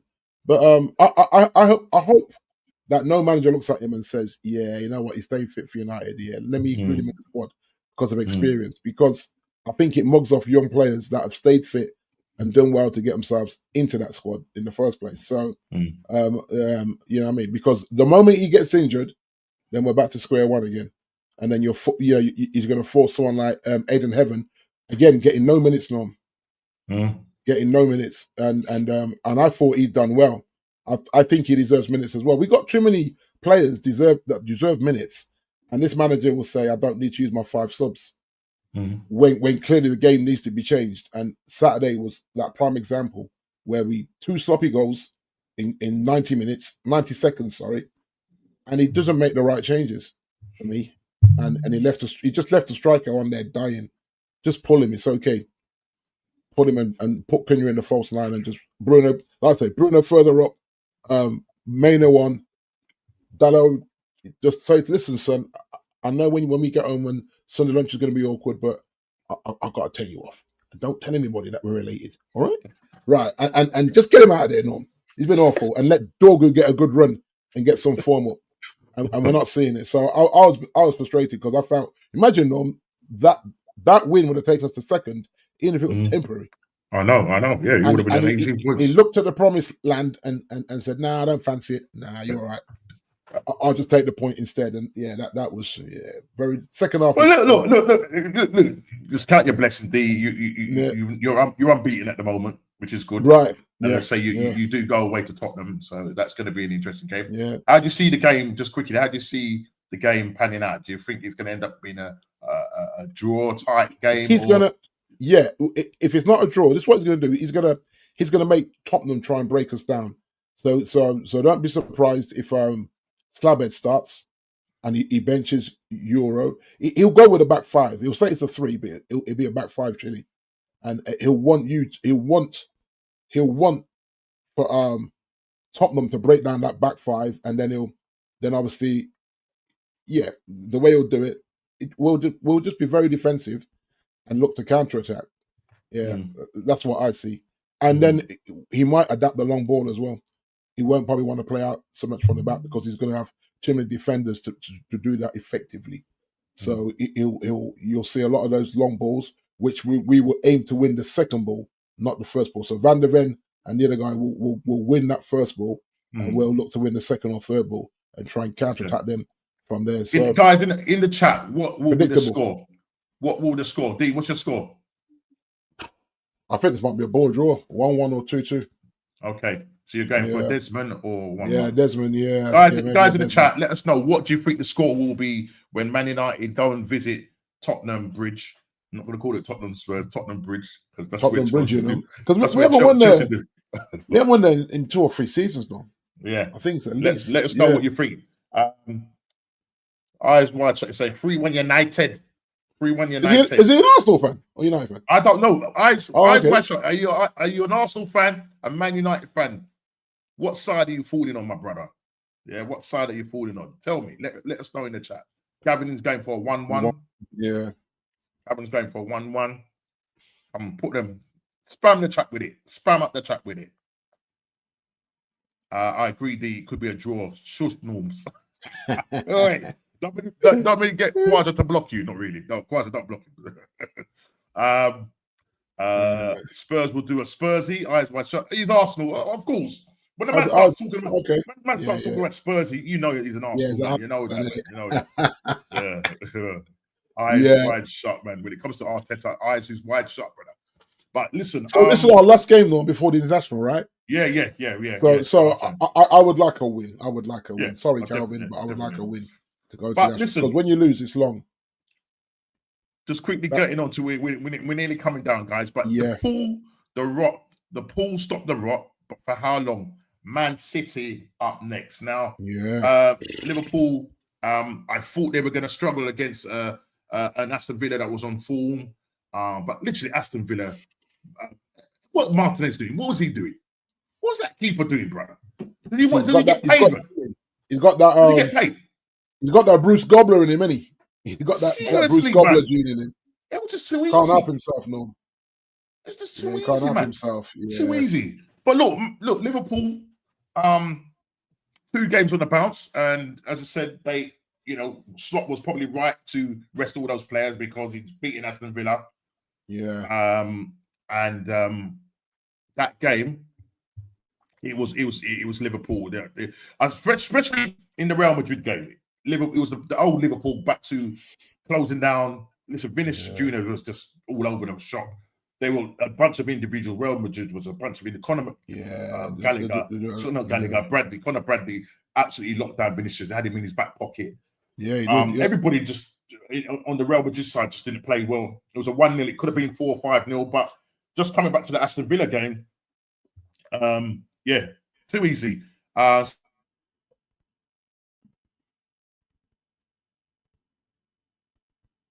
You frozen there, no? You know, Oh, just you're lost back. me You're there. back. Yeah, I'm back. Yeah, sorry, I don't know what happened there. That's all right. Ryan Gravenberch, an assist from Alexis McAllister, to make it 2-0. Listen, Aston Villa weren't good. And I really expected more from them. I thought that was going to end up being possibly a draw. That's what I was hoping it was going to be, but they just didn't offer nothing. Aston Villa being done by the PSR. Yeah, you could say that. Yeah, you could say that, Calv. But I just thought that, you know, Unai, because they did start in the early part of the season, started off bad, but you know, I think they won 4 games on the bounce and then they started to get back. So I was thinking, Liverpool losing 4 games in the Premier League on the bounce, I was thinking maybe this could be a banana skin for them. But look, they do it. They got 2 games back to back, both clean sheets. Are they back? Have they turned the corner? They got Man City on the rise, and they're going to play Super Sunday at 4:30.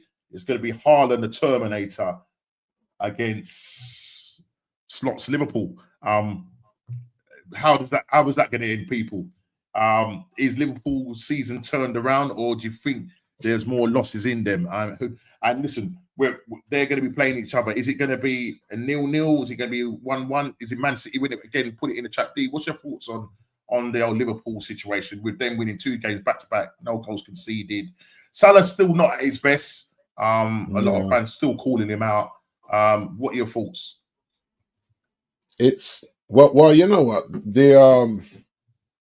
I think we questioned the money extension, you know, the 450k a week to a player that had a good season, but it's like, you know, a year older than the body, and now he does look after himself. We're not going to pretend he doesn't, but that was always the risk of that new bumper contract, and then, you know, obviously, you know, the sudden death of Jota that I think has affected those players that were around him and close to him. I think that's definitely a factor there. But like you say, Mo needs to know that he knows that he is the talisman for that team, and regardless of where his head's at, when it comes to stepping on that pitch in that number 10 shirt, he's got to produce. Well, that was his 200. That was his 250 goal. Yeah, exactly. For Liverpool. So he's no slack, but the form has been shocking. It has. Yeah. We can't pretend it hasn't. You know, so that it might be a turning corner for him. He might be just getting his head straight, and we'll see. Plus, you know, you got those new players that I think a lot of Liverpool players left in the summer. I think it was maybe a bit much, and I get it. They were trying to. I think Slot trying to, you know, just put his stamp on the team now, because everyone said, he won the league with Klopp's team. And I knew that hurt his feelings. You can see that as a very sensitive person. You know what I mean? He hasn't embraced his boldness like me. I embrace my boldness, so I'm not intimidated that I ain't got no hair on my head, even though I know I can grow it. But yeah, I just think that he's got some syndrome going. He's got baldhead syndrome going on and some other stuff. And it's just like people will start to call him Ten Hag. Exactly. Well, there's actually a cartoon where in the cartoon Mo Salah rips his mask off and it's Ten Hag under there. I should have put it on the group. It cracked me up when I saw it. I think it was on Insta or one of them or X. I'll tell you, man, people got too much time on their hands. But yeah, you look at Mo, and that's who the players look at. And I think he's missing Trent as well. Dare I say? Yeah. But listen, he didn't get the greatest of reception when he come back to. He had his mural. They booed him. They booed him, didn't they? Defaced his mural as well. They've cleaned it back up and everything. And yeah, I mean, it's mad, isn't it, Norm? There was also an awkward moment after the actual Real Madrid game when they interviewed Van Dijk. He came, you know, when they stand by the podium and they got all the other pundits, and Wayne Rooney had called him out. Him and so, they're saying the way they're playing at the moment, that really and truly these guys are not acting like they're leaders. You know what I mean? Is there a problem? And obviously Van Dijk, it was an awkward moment. Van Dijk called him out on it, and fair play, Rooney just said, "Well, I'm going to stick to my view of it." I missed that. Yeah. It wasn't like it was. But he's quite cocky though, banter. Van Dijk. He's quite a cocky guy. It was more.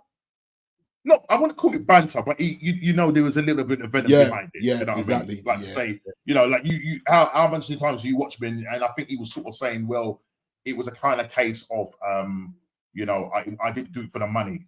And I don't know who said that. I don't know if it was Wayne Rooney or right. I think getting a new contract and then not performing. But eyes wide shut said, Rooney was spot on about Van Dijk. He's cocky. He's cocky. He hasn't played well. Have they turned the corner? Who knows? Who knows? I mean, as I say, they gave the man City. And ideally for me, I want it to be a draw. It has to be a draw. For the best scenario for me is a draw. But if Pep's got any sense in him, he'll target the centre backs. Yeah. And the left back if they start with Kirkes over Robinson. Robinson, that's what you do. You target that left side because he struggled. That's why they started Robinson in the Champions League, didn't it? They started Robinson the other night. Just went for experience. You know what I mean?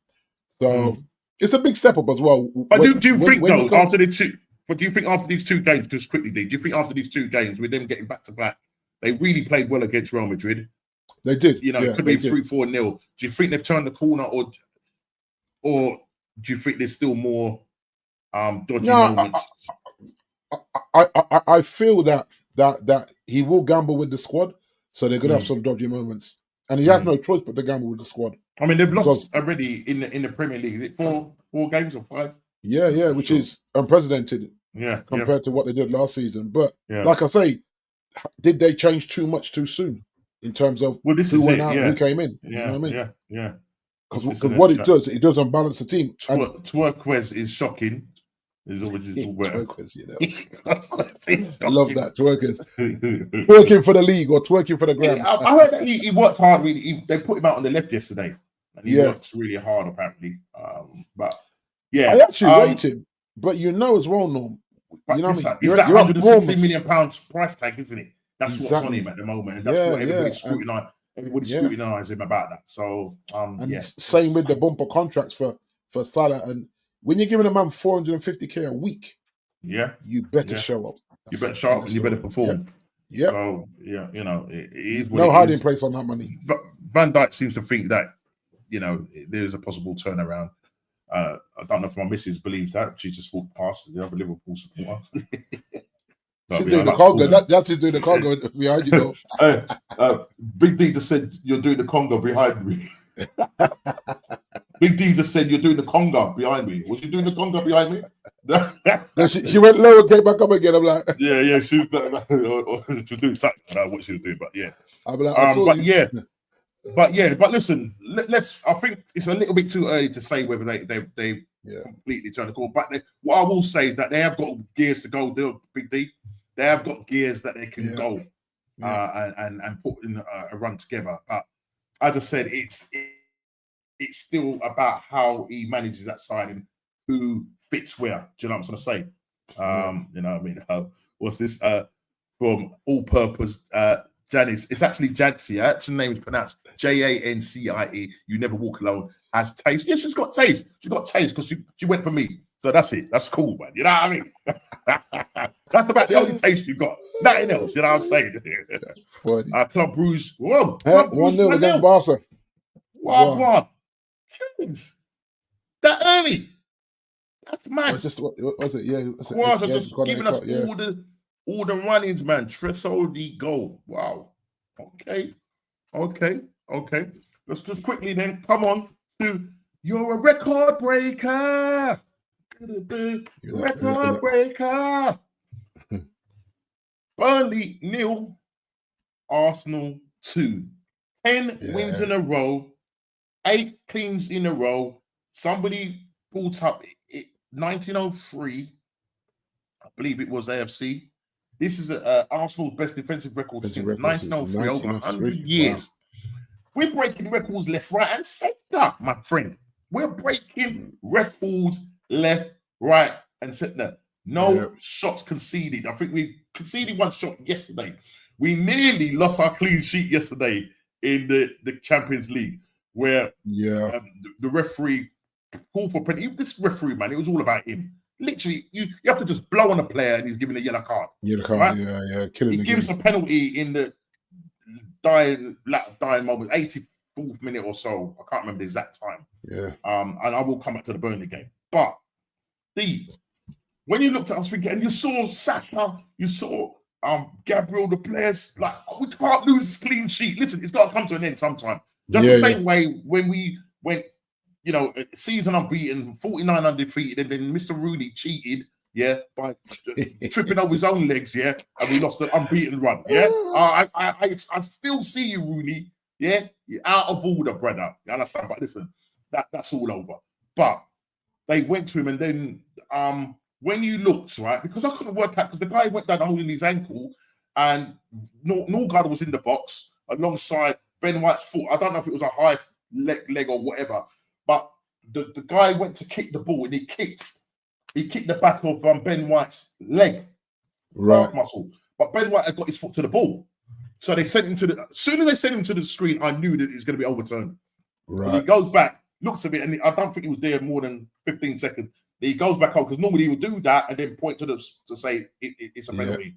He goes back, and then he goes up to the player and explains to him, blah, blah, blah. It was due, your foot caught Ben White and that, and it's overturned, and we preserve a clean sheet. So we're breaking bad records, D. We're breaking records, but at the end of the day, D, it's all about us breaking records. It's all about us breaking records. 8 straight clean sheets this season. Right. 8 in a row. That's mad. We've only conceded 3 goals. 13 wins, and we've only conceded 3 goals. Right. Are we about to break the Chelsea record of 15 goals only conceded in the 2004-05 season? Who knows? But right now, we have a defense. The problem the problem is our attack now. We're dropping like flies. And now you scored 2 great goals yesterday. Yeah, 2 great goals. The IT solution was up there. 2 great goals.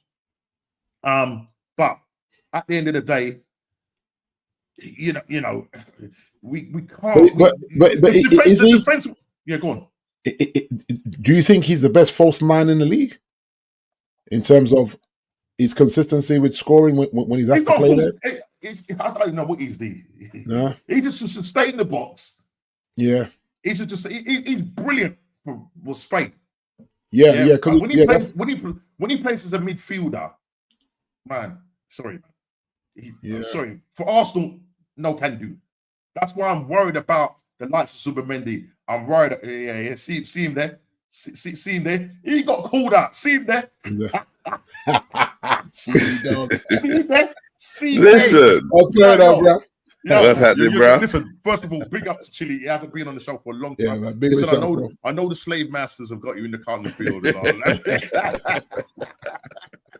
I've been tired. What you say, man? Big up to you, bro. Long time no see, man. Man. We're just talking about our game, Chile. I heard D talking some rubbish. I had to come on here and confront him.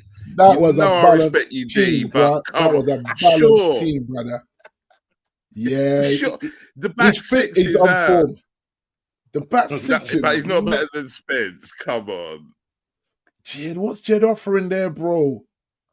I don't know. This I would say Jed is definitely better going forward.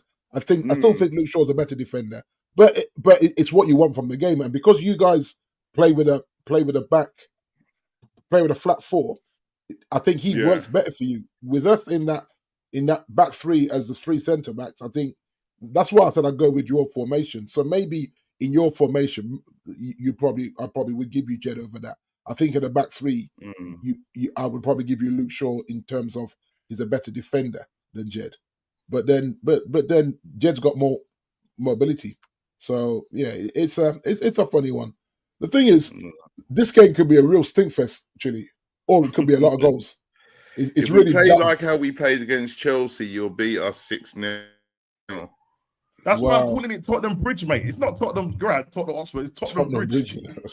It's the worst I think that's the worst match I've ever seen us play, man. Mate, for real. You didn't have I don't know what. I don't know believe what was going on. Yeah. What was we watching here, bro? Newcastle. And the thing is, against Atletico Madrid, by the way, guys. Bilbao, sorry. Bilbao, okay. Yeah, The thing is, Chelsea weren't even that good. It's not like Chelsea were playing us off the park, Yeah, right. yeah. Yeah, and For real, no, we you're just right had there. You're nothing. absolutely right there. You're absolutely right there. yeah. It's going to be one of those. Yeah, it's going to be one of those. Yeah, like I say, it could be a goal fest for both of us, or it could be a really horrible game against Chile. You know what I mean? Yeah, And I yeah, think, yeah. and you're watching our manager need a goal and bring on two centre Defenders. backs. It's just like, what are we doing here? And Yeah. and so I think I said earlier. No, but you've expect turned it us- round in the last few weeks. You lot are flying high. That's what I Yeah, said in the group. I'm not even looking forward to playing you again. Yeah, but then like I said to Normski earlier, I think we bottled it, that Forest game. Like Forest were there for the taking, and we just bottled it. And when you and I remember Fergie saying this. He said, "Listen, man, I would rather just throw on 3 attackers and lose the game 4-2 than do what we just done." Fergie always says it. He's just like, if you need that win, you just say, "I've got to sacrifice a defender and and a defensive midfielder." And just go gun ho top heavy and try and outscore them. Ruben don't want to do that. He still wants to stick with the formation when we need a goal. Forget the formation. Just have the But were players. you drawing at that time? Yeah, it was no. It was we were still 2-1 down, and then because I'm trying to think. I think Ahmad scored late. He scored late. I can check it, but he scored late. He scored in the 80-something minute. If my memory serving me right with this, and I'm just thinking, nah, bro, what are you doing? Like, 2-1 no, down. United, If you were 2-2, I can understand why he tries to shore things up. Right. Yeah, so we're 2-1 down. He brings on Dorgu and Mazarari. And we need a goal. And then Ahmad scores in the 81st minute. To get Was Mason Mount fit? I don't even know. He didn't bring him on though, did he? No, that was our only 2 subs. I'm just checking now. That was it. Was he on the bench, Mason? I'm looking now, Norman, on the lineup. Let me see. Was he on the? Yeah, he's on the bench. Oh wow! So we had Xerxes. Well, he could have bought on Xerxes. He could have bought on Kobe. Listen, Xerxes gone in January, bro. I was just about to say to you what's happened to that brother there.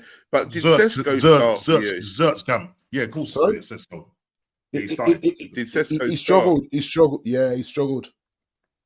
And when he's struggling like that, this season are struggling, no D. But this is what I said to Norm that I think after 10 games, everyone's expecting to be Alan Shearer and Harry Kane after 10 games. Come on, man, it's unrealistic. You know, just everything that's changed in his life to then come to a high pressure club. All our clubs are high pressure clubs in terms of the money we spend. But then it's the Premier League on top of that. There's so much more eyes on you than what there was at your previous club. Yeah. You know, even Thomas Frank was saying that coming to Tottenham from Brentford, you can't believe the difference in how much scrutiny there is. Right. And how many interviews he has to do. I guarantee he's doing way more interviews as well because sponsorships and all this kind of stuff. And he's thinking, well, I just want to be on the training ground. He says, yeah, but you're committed to because remember, Ruben was complaining about it. Yeah, remember. That's right. Said, you're right. Yeah. I've never done so much interviews in my life. But all the sponsorships want you to interview for whatever. That's what it is. So when you come to our clubs and they take all this money from the sponsors and this and that and the corporate this and the corporate that, they behave like they own you. Where all you want to do is coach and get to match day. He's got to get used to it. He's got to get used to it. I mean, you've got to do a media day before you have a game, but you don't expect to be doing 3-4 interviews every day. You know what I mean? Yeah, it's mad. It's mad. Crazy. And then the access as well. Have you seen they've got all these pundits doing podcasts now? I see Gary Neville's busting a podcast. You know, Wayne Rooney. Wayne's got one. Yeah. I mean, and the thing is, Keenan, right? Yeah, man. Listen, that's the way it is. That's the way it is. And they will, and they're getting access as well. I know you can't stand Robbie AFTV and all of that blah blah. But listen, they were cussing all them big media people, all them football pundits and ex-footballers were cussing Robbie. Yeah, and all those people that are doing this online stuff. Now all of a sudden it's the fashion. It's the fashionable thing to Yeah, do. everybody wants to be a podcast. Yeah, but they were cussing Robbie because of what he was doing. He's profiting off of, because the only time they get views is when you were losing, when they had all those No. crazy Let's just cut this rubbish out, man. Cut this rubbish out. What are you talking about? Yes, he did. No. All his views came from You go them back and look. I mean, I don't watch AFTV no more. I don't watch them anymore because they're corporate now. They're gone corporate. But I only ever saw it when you lost and all the videos were going around. Everybody, the thing is, everybody are going to flock. Listen, I don't think, personally speaking, that's what he was profiting off of because of that. The fact is, you had characters on there. Yeah, you had characters on there, and they wanted to express their. They were only characters when you lost. That's what people like. No. Even listen, you look at Truth now. What's that Truth? little guy with the glasses? No, the little deluded guy. Ty. No, that's what he is. Ty is like that in real life. My son has met him. I've met him. That's what it's like in real life. He's a head case, isn't he? No, he's not. Listen, guys. Listen, take time with Ty. He's not. Listen, I see a thing. Ty follows everything from the under 13s, right? The women's team, everything. He's proper. Well, that's a little bit sad, really. Huh? That's sad. Why is it sad? Well, you got nothing better to do in your life than watch Arsenal under 13.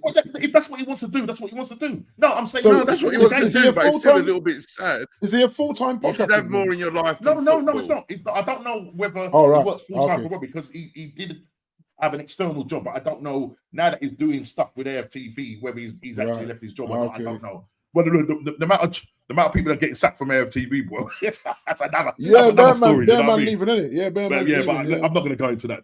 That's an offline thing. That's an offline thing, brother. You know what I'm saying? But quickly, AFC says, question.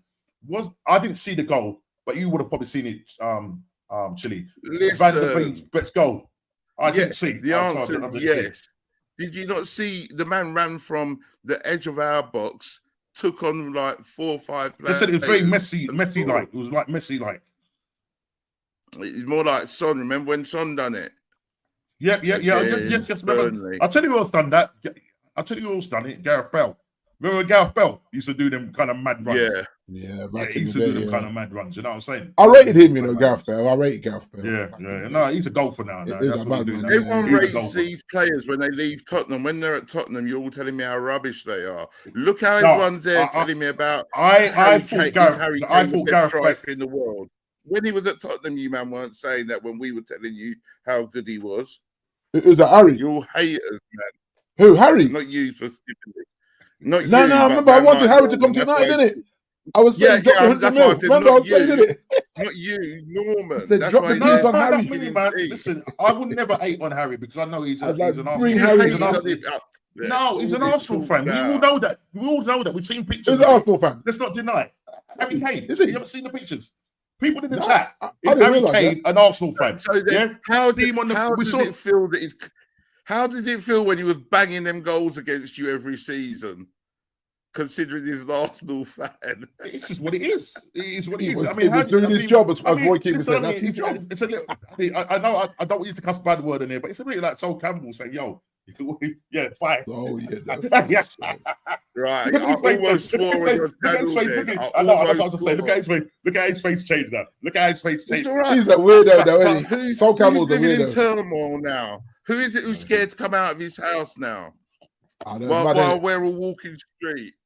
Walking street with chest. You can't go to a restaurant and them thing there. Is that what he's saying? Yeah, he's a drama queen, man. I am worried about him. He can't go with his kids because he don't know when he's going to get abused by a Tottenham fan. Don't come round by me. Yeah, what he said, he can't leave his yard. I didn't realize it was that bad. I didn't realize it was that bad. Didn't realize it was that bad. Wow. Man City 1, Borussia Dortmund 0. Carl Quasar keeping us update. Foden with the goal. Kane wore the invincible shirt. That's right. He wore the invincible shirt. Did he? Yeah. Wow. Did not know that. Foden goal. So maybe he wouldn't have come to Man United and Chile. Maybe he wouldn't have come. Difference is Kane won nothing at Spursy. That's Eyes Wide Shut says difference is Kane won nothing at Spursy. It's true. It doesn't matter if he won anything. He scored more goals than everybody. What are you talking about? But what did he get him? Huh? He got him a move to Bayern where he scored even No, he more got a couple of golden boots. Yeah, He did. Yeah, he got a couple of golden boots. A couple of golden boots. What's Saka? What's top boy Saka got? So he's got no. That's what I'm saying. Listen, I'm of the same. Listen, let me tell you this. He's struggling, or many Saka. He is because because of the injury. Yeah, big injury to play in that. Yeah. Listen, okay, exactly my point, Chile. We can have all these records. We can have the best defense in 100 years. This, that, record breaker. Yeah. You know what I mean? But what has it got us? Nout. It's got us now. In the last 6 years, it's got us now.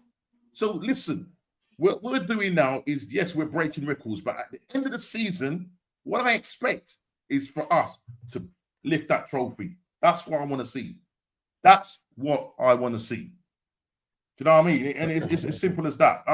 Look, but the problem is now forward line now. Got, German Championship. That's better than the FA Cup. What's Saka got again? Come again and tell Bundesliga, me again. you know. He ain't got a Bundesliga title. FA Cup. Here's one true trophy. FA Cup under Mikel Arteta as well. You know, Harry Kane won 2 trophies since leaving Tottenham Hotspur. Yep. There you go. Saka is overrated, anyways, Ginny. Yeah, my son doesn't. You think he's overrated? You think he's overrated? I don't think I think Arteta's done this to him because I think he was a blinding player. But I think Arteta's running him into the ground. It's a system, man. I'm telling you, it's a system. Because if I look at Harry Kane at Tottenham Hotspur, if I look at Saka, though, I would love to see Saka actually playing the 10 for you guys, but he won't do it. I mean, the manager won't put him there. I actually think he could be a very good number 10. He could, but I think with Saka, now that the injury, now maybe you could try. You've got Eze now, so yeah, but Eze at the moment is just not. He's not. We're not seeing the Crystal Palace Eze. We're seeing the but you've got to give these players time. There's 10 games. Listen, I get that, but I think it was that yearning for getting that number 10 and to see what he done when he linked up with Mateta and all that. I was hoping he'd do the same thing, but he just doesn't impose himself enough on the game. It's going to take time, and I'm going to give him time. Listen, I'm not saying whatever. What Eze has about him is moments, just like he did against Crystal Palace. It might not happen this season. Norm, but you got to persevere with these guys because next season they'll be on fire. I'm not saying. Listen, what I'm trying to say. Right. What will happen? We all know it. The chat know it. Soon as Odegaard is fit, he's back in there. Eze will either move back to the left. Yeah, that's if he can displace Trossard, because Trossard is doing quite well out there at the moment. You can't say he's doing quite well out there. You know, Martinelli. So we've got all these players to come back. The international break can't come in sooner because, as I said, my guy, it's the first time he's had a muscle injury. Victor Glock 14. Yeah, he never had that when he was playing for Sporting Lisbon because of the amount of running this Arteta manager does. Sean calls him Mikel Bundy. Yeah. yeah, because he's just a psychopath. He's a psychopath, man. You know what I mean? The thing is he runs these guys. Look at the injuries we got with the players, the muscle injuries, the fatigue injuries. Do you know what I'm trying to say? You know, Declan Rice, he's running around like a headless chicken. He's doing well for us. He's probably been our best midfielder. He's probably one of the best midfielders right now in the league. The things that he does, putting a ball in there, scoring goals, cutting up plays. He's starting to evolve in that number 8 role. But he's everywhere on that pitch. And so far this season, he's probably been our best player. Do you know what I mean? Along with Calafiori, he's done well. I mean, you know me and my thoughts of Calafiori. I call him the horse. You know what I mean? But he's doing okay. He's displaced Miles Lewis Skelly from that spot. But we have a squad. But if we look at our front line now, yesterday, who did we play up front? Mikel Moreno. Yes, he got 2 goals. But it's like we're back to square one. We've got depth in the. But everyone's telling me that you've got the best squad in the league, and you've got the deepest squad in the league. What are you talking? We probably have. We've probably got the deepest squad, not the. I wouldn't say the best squad. We've got the deepest squad, but as I said, look at our forwards now. Godquist is out now. Who's playing up front? Moreno. Yeah, but you didn't have no one last year, and you only brought him in. No, so that's obviously. No, but listen. Yeah, we brought Glock in. Kai Havertz gets injured. Jesus is still injured. He's had 2 knee surgeries or 3. Why is he still at the club? You answer me. Why did you not sell him? That's madness. The guy's on 200 and what 40, 200. I was going to say he's on big money too. Yeah. No one's going to get rid of him. We're going to have to either let him go on a free or what. I don't know. But even if he gets fit, if all your players get fit, he's not going to play ever. He might come on. He won't play. He won't play. But once I say, game. if we're still in all the cups, as we stand are at the moment, sitting joint top in the Champions League, and we're sitting top on 25. Right, you're second in the Champions League. Yeah. No, we're joint top, man. We're joint top. Yeah. You're second in Champions League. Yeah. Yeah. My channel. I say what I want. I say what. Listen, we got Bayern. Who's the striker for the team that is top? Say again, mate. Who's the striker for the team that is top of the Champions League? What striker is that? I think he used to be an Arsenal supporter. That's right. That's right. My memory's no. Sorry, he's an Arsenal supporter. Sorry, slip of the tongue. Man City now tuning up. I guarantee you. See, I was going to say Garland scored, and Kouacha just put it in the chat. This guy, he's scoring like there's no tomorrow. Yeah, I mean, this is his ex-club as well, Dortmund. Noomski dictator. Yeah, I'm the dictator, man. Yeah, I say what I want, man. You know what I'm saying? Haaland goal.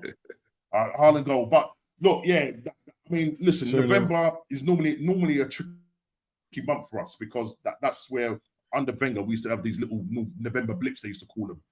So when we come back, we've got Sunderland this weekend, 5:30 kickoff.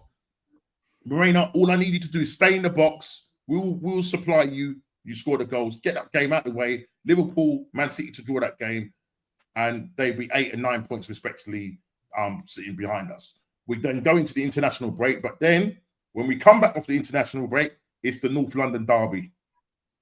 The North London derby. You're going to win that. I thank you very much. I know your place. Know your place. Know your place. Yeah, as long as you know your place. So we're going to win that. You can have that. We're going to win that, but then if you don't win it, know your place because I'm going to be round there waiting with my feet up on the table. So make sure you win it. Let me say this though: we should win that game. We should win that game. But listen, no game, not taking it for granted. As I said, it's the tough league. But that's the thing. You can't take anyone for granted, including us. Yeah, no, absolutely, 100%. So let's go in there. Hopefully, the players that are supposed to be coming back after it's a 2-week break, so that'll be the last of the international break before March. So, but smack bang in between that, after we play you, we have Bayern Munich at home, and then we're away to Chelsea. So I don't feel nice. Have you seen what our last run's been? Yeah, I know. Newcastle, Chelsea, Man United, Arsenal, PSG. What is going on? Whoa! That's mad, isn't it? You better get that slip out. As Expression said, you're going to be putting a slip. I fully didn't expect us to get any points from that. And so far, Newcastle knocked us out of the cup, which I thought they would do. And then Chelsea beat us, which I knew they would do. Man United was the only one that I thought, if they're still muddy, I might get a little something, but they've turned the corner, so we might not get nothing. And we're not beating your PSG.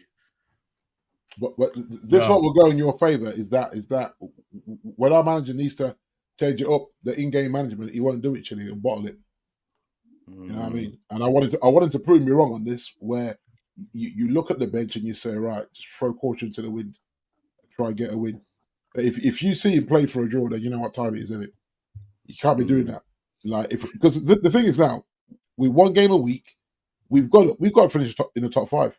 Otherwise, I'm firing him. I'm just saying, nah. If you've got one game a week with what we spent, then you need to be getting the Champions League football. Because I'm telling you now, that's what Sir Jimmy's thinking. He won't come out and say it, but he's like, this is Champions League or bust. I need that money back. Jim needs his money back, guys. Trust me. He needs his money back.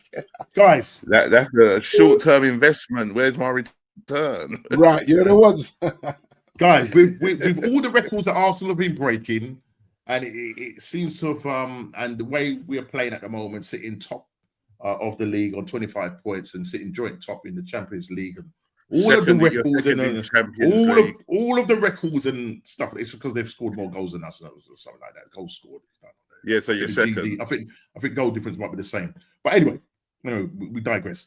The thing is now with all of this, the Sky Sports have gone and this thing where I put it in our thing. Opta's Arsenal winning the league. Stupid Opta. Why are you wasting time? Let me just. It's a conversation. I just putting it out there. I'm not saying it's going to happen, but it's a conversation. Opta as Arsenal winning league at Cantor, finishing on 80 points. Will it happen, guys? Chat. Will it happen? Now, I don't know how accurate Opta is, you know what I mean, but they tend to base it on the betting odds and like looking at previous seasons and how teams have played and whatever. And that's how they sort of say, well, based on that, the start of the season, if it's going to have a good start or a bad start. This is what they've got. Arsenal winning on 80 points. Man City finishing second on 69 points. Liverpool on third and 69 points for probably goal difference. Chelsea in fourth on 60. Aston Villa on 60 points in fifth. Bournemouth 6th on 59 points. Newcastle 7th on 59 points. Spurs in 8th on 58 points. And then we drop down to 10th, Man United on 57 points. Just looking at the run-ins there, right? And looking at, hold on, what's he saying in private? Bro, I need, okay, yeah, we're going to get there. Yeah, cool. Right.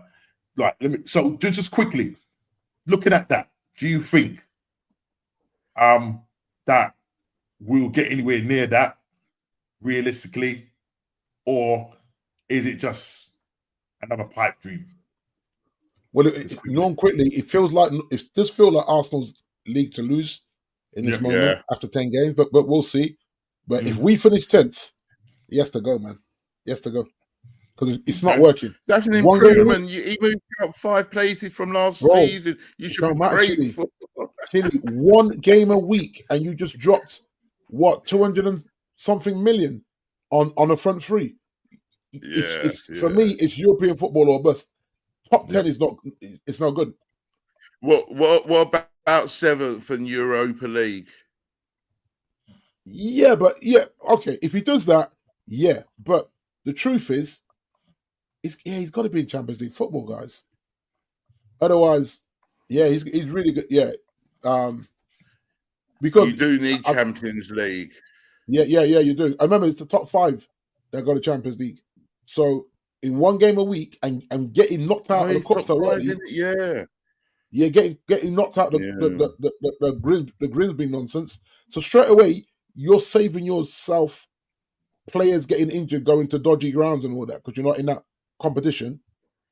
And 1 game a week and you can't finish top after spending nearly 300 million on a front three. Yeah, I'm firing him. I'm saying, nope, this guy doesn't have to use his subs, whatever. I'll look in another direction. Because obviously he's got rid of the riffraff. The people that he said was a problem. He's got them all out on loan or sold or whatever. Fine. You've done your job. I'll go in another direction. But if they when Sir Jim said that he's giving him, when Sir Jim said he's giving him 3 years, is that from now or from when you signed him? From when we signed him, because it all counts, right? Because how long they signed him? 18 months. No, it's just come up to a year now. Oh, only a year. Yeah, it's coming up to a year. Yeah. Remember? It feels longer, but you're right. It feels longer because of the madness, but it's literally a year. Because remember, Eric Ten Hag went 7, 8 games, 9 games, and it was bad. They fired him. Then Ruben came in. I remember he didn't want to come in until the summer, and they said it's now or never. So we had to just drop the sporting thing and come. So it's probably around a year. At the moment, he's probably up until this point, he'll probably be one of your worst managers in the Man United era in history. Yeah. So it's crazy. I don't know. Since Fergie, you've had some bad ones, man. Well, Solskjaer wasn't great, and Ten Hag wasn't great. Just vibe. Moyes wasn't. But, I think maybe D would probably rate Ten Hag worse than Amorim. I don't know. It's another conversation. I don't want to go into it now because I know Big D has to shoot. So just quick, Big D. We've got the Premier League, what's going on fantasy Premier League shout out, and I'll just quickly share the what's going on prediction league table, and we'll be out of your ears, people. Thanks for staying with us so far. Really appreciate it, guys. You've been absolutely brilliant. But smash that like button.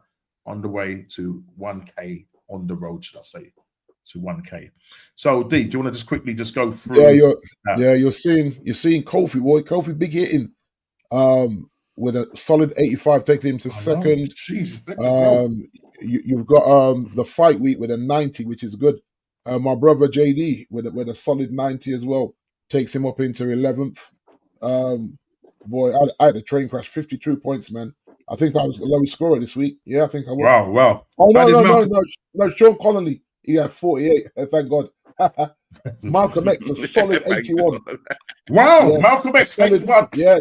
So she's chasing me down. I'm a point in front of her. She's coming. She said she's coming for you. She said she's coming for you. She's done well because what's the name scored? Yeah. What's the name scored? What's the name? Granit Xhaka scored, and also obviously had Haaland and Saka. Not Saka, Salah. Yeah, that's what. So they've got some. Yeah, about a couple of nights. Some big scores, man. He lost me 20 points. Oh, here we go. Steve Barr, 97. He got to be kicking himself. Like when you score 97 points, you're annoyed because someone's let you down. You know what I mean? That 100 points is a big deal. But man. So after 10 games, we're seeing the league kind of. Yeah, we're seeing what it's doing, man. It's doing what it's doing. So Del Grady is still the man to catch for better. Is he still the man on the other chats as well? On other Premier League. On his one, I'm trying to let me just quickly on his one. He's second, believe it or not. Oh, he's second now. Okay. He's second. So I know the last time you said. I know you said the last time. His cousin is first. Yeah, his cousin is top, and he's second. Okay. So he's doing well in both the leagues. You know what I mean? He's cooking. Yeah. Anyway, guys. Normski, I see you, bro. I see you. Right, what's going on with JP? What's going on with JP, man? He started back in Man United again. That's what's happening. Yeah, listen, leave that alone, man. But listen, big up to Chile, 2 weeks in a row, getting the correct score. Last week, my son made a mistake and he forgot to put your score on, so he's added it on. So you're on 9 points now. So you jump up to third place. Kofi, I should be above D. Drops down to 8th. Larry, I got to 9 points first. We chatted about. But to be honest, looking at full, Chile should be above you because he's got 2 greens. Yeah, but I got to 9 points first, no. That's how it has to work. He got there first. He played catch up. Right. I hear you though.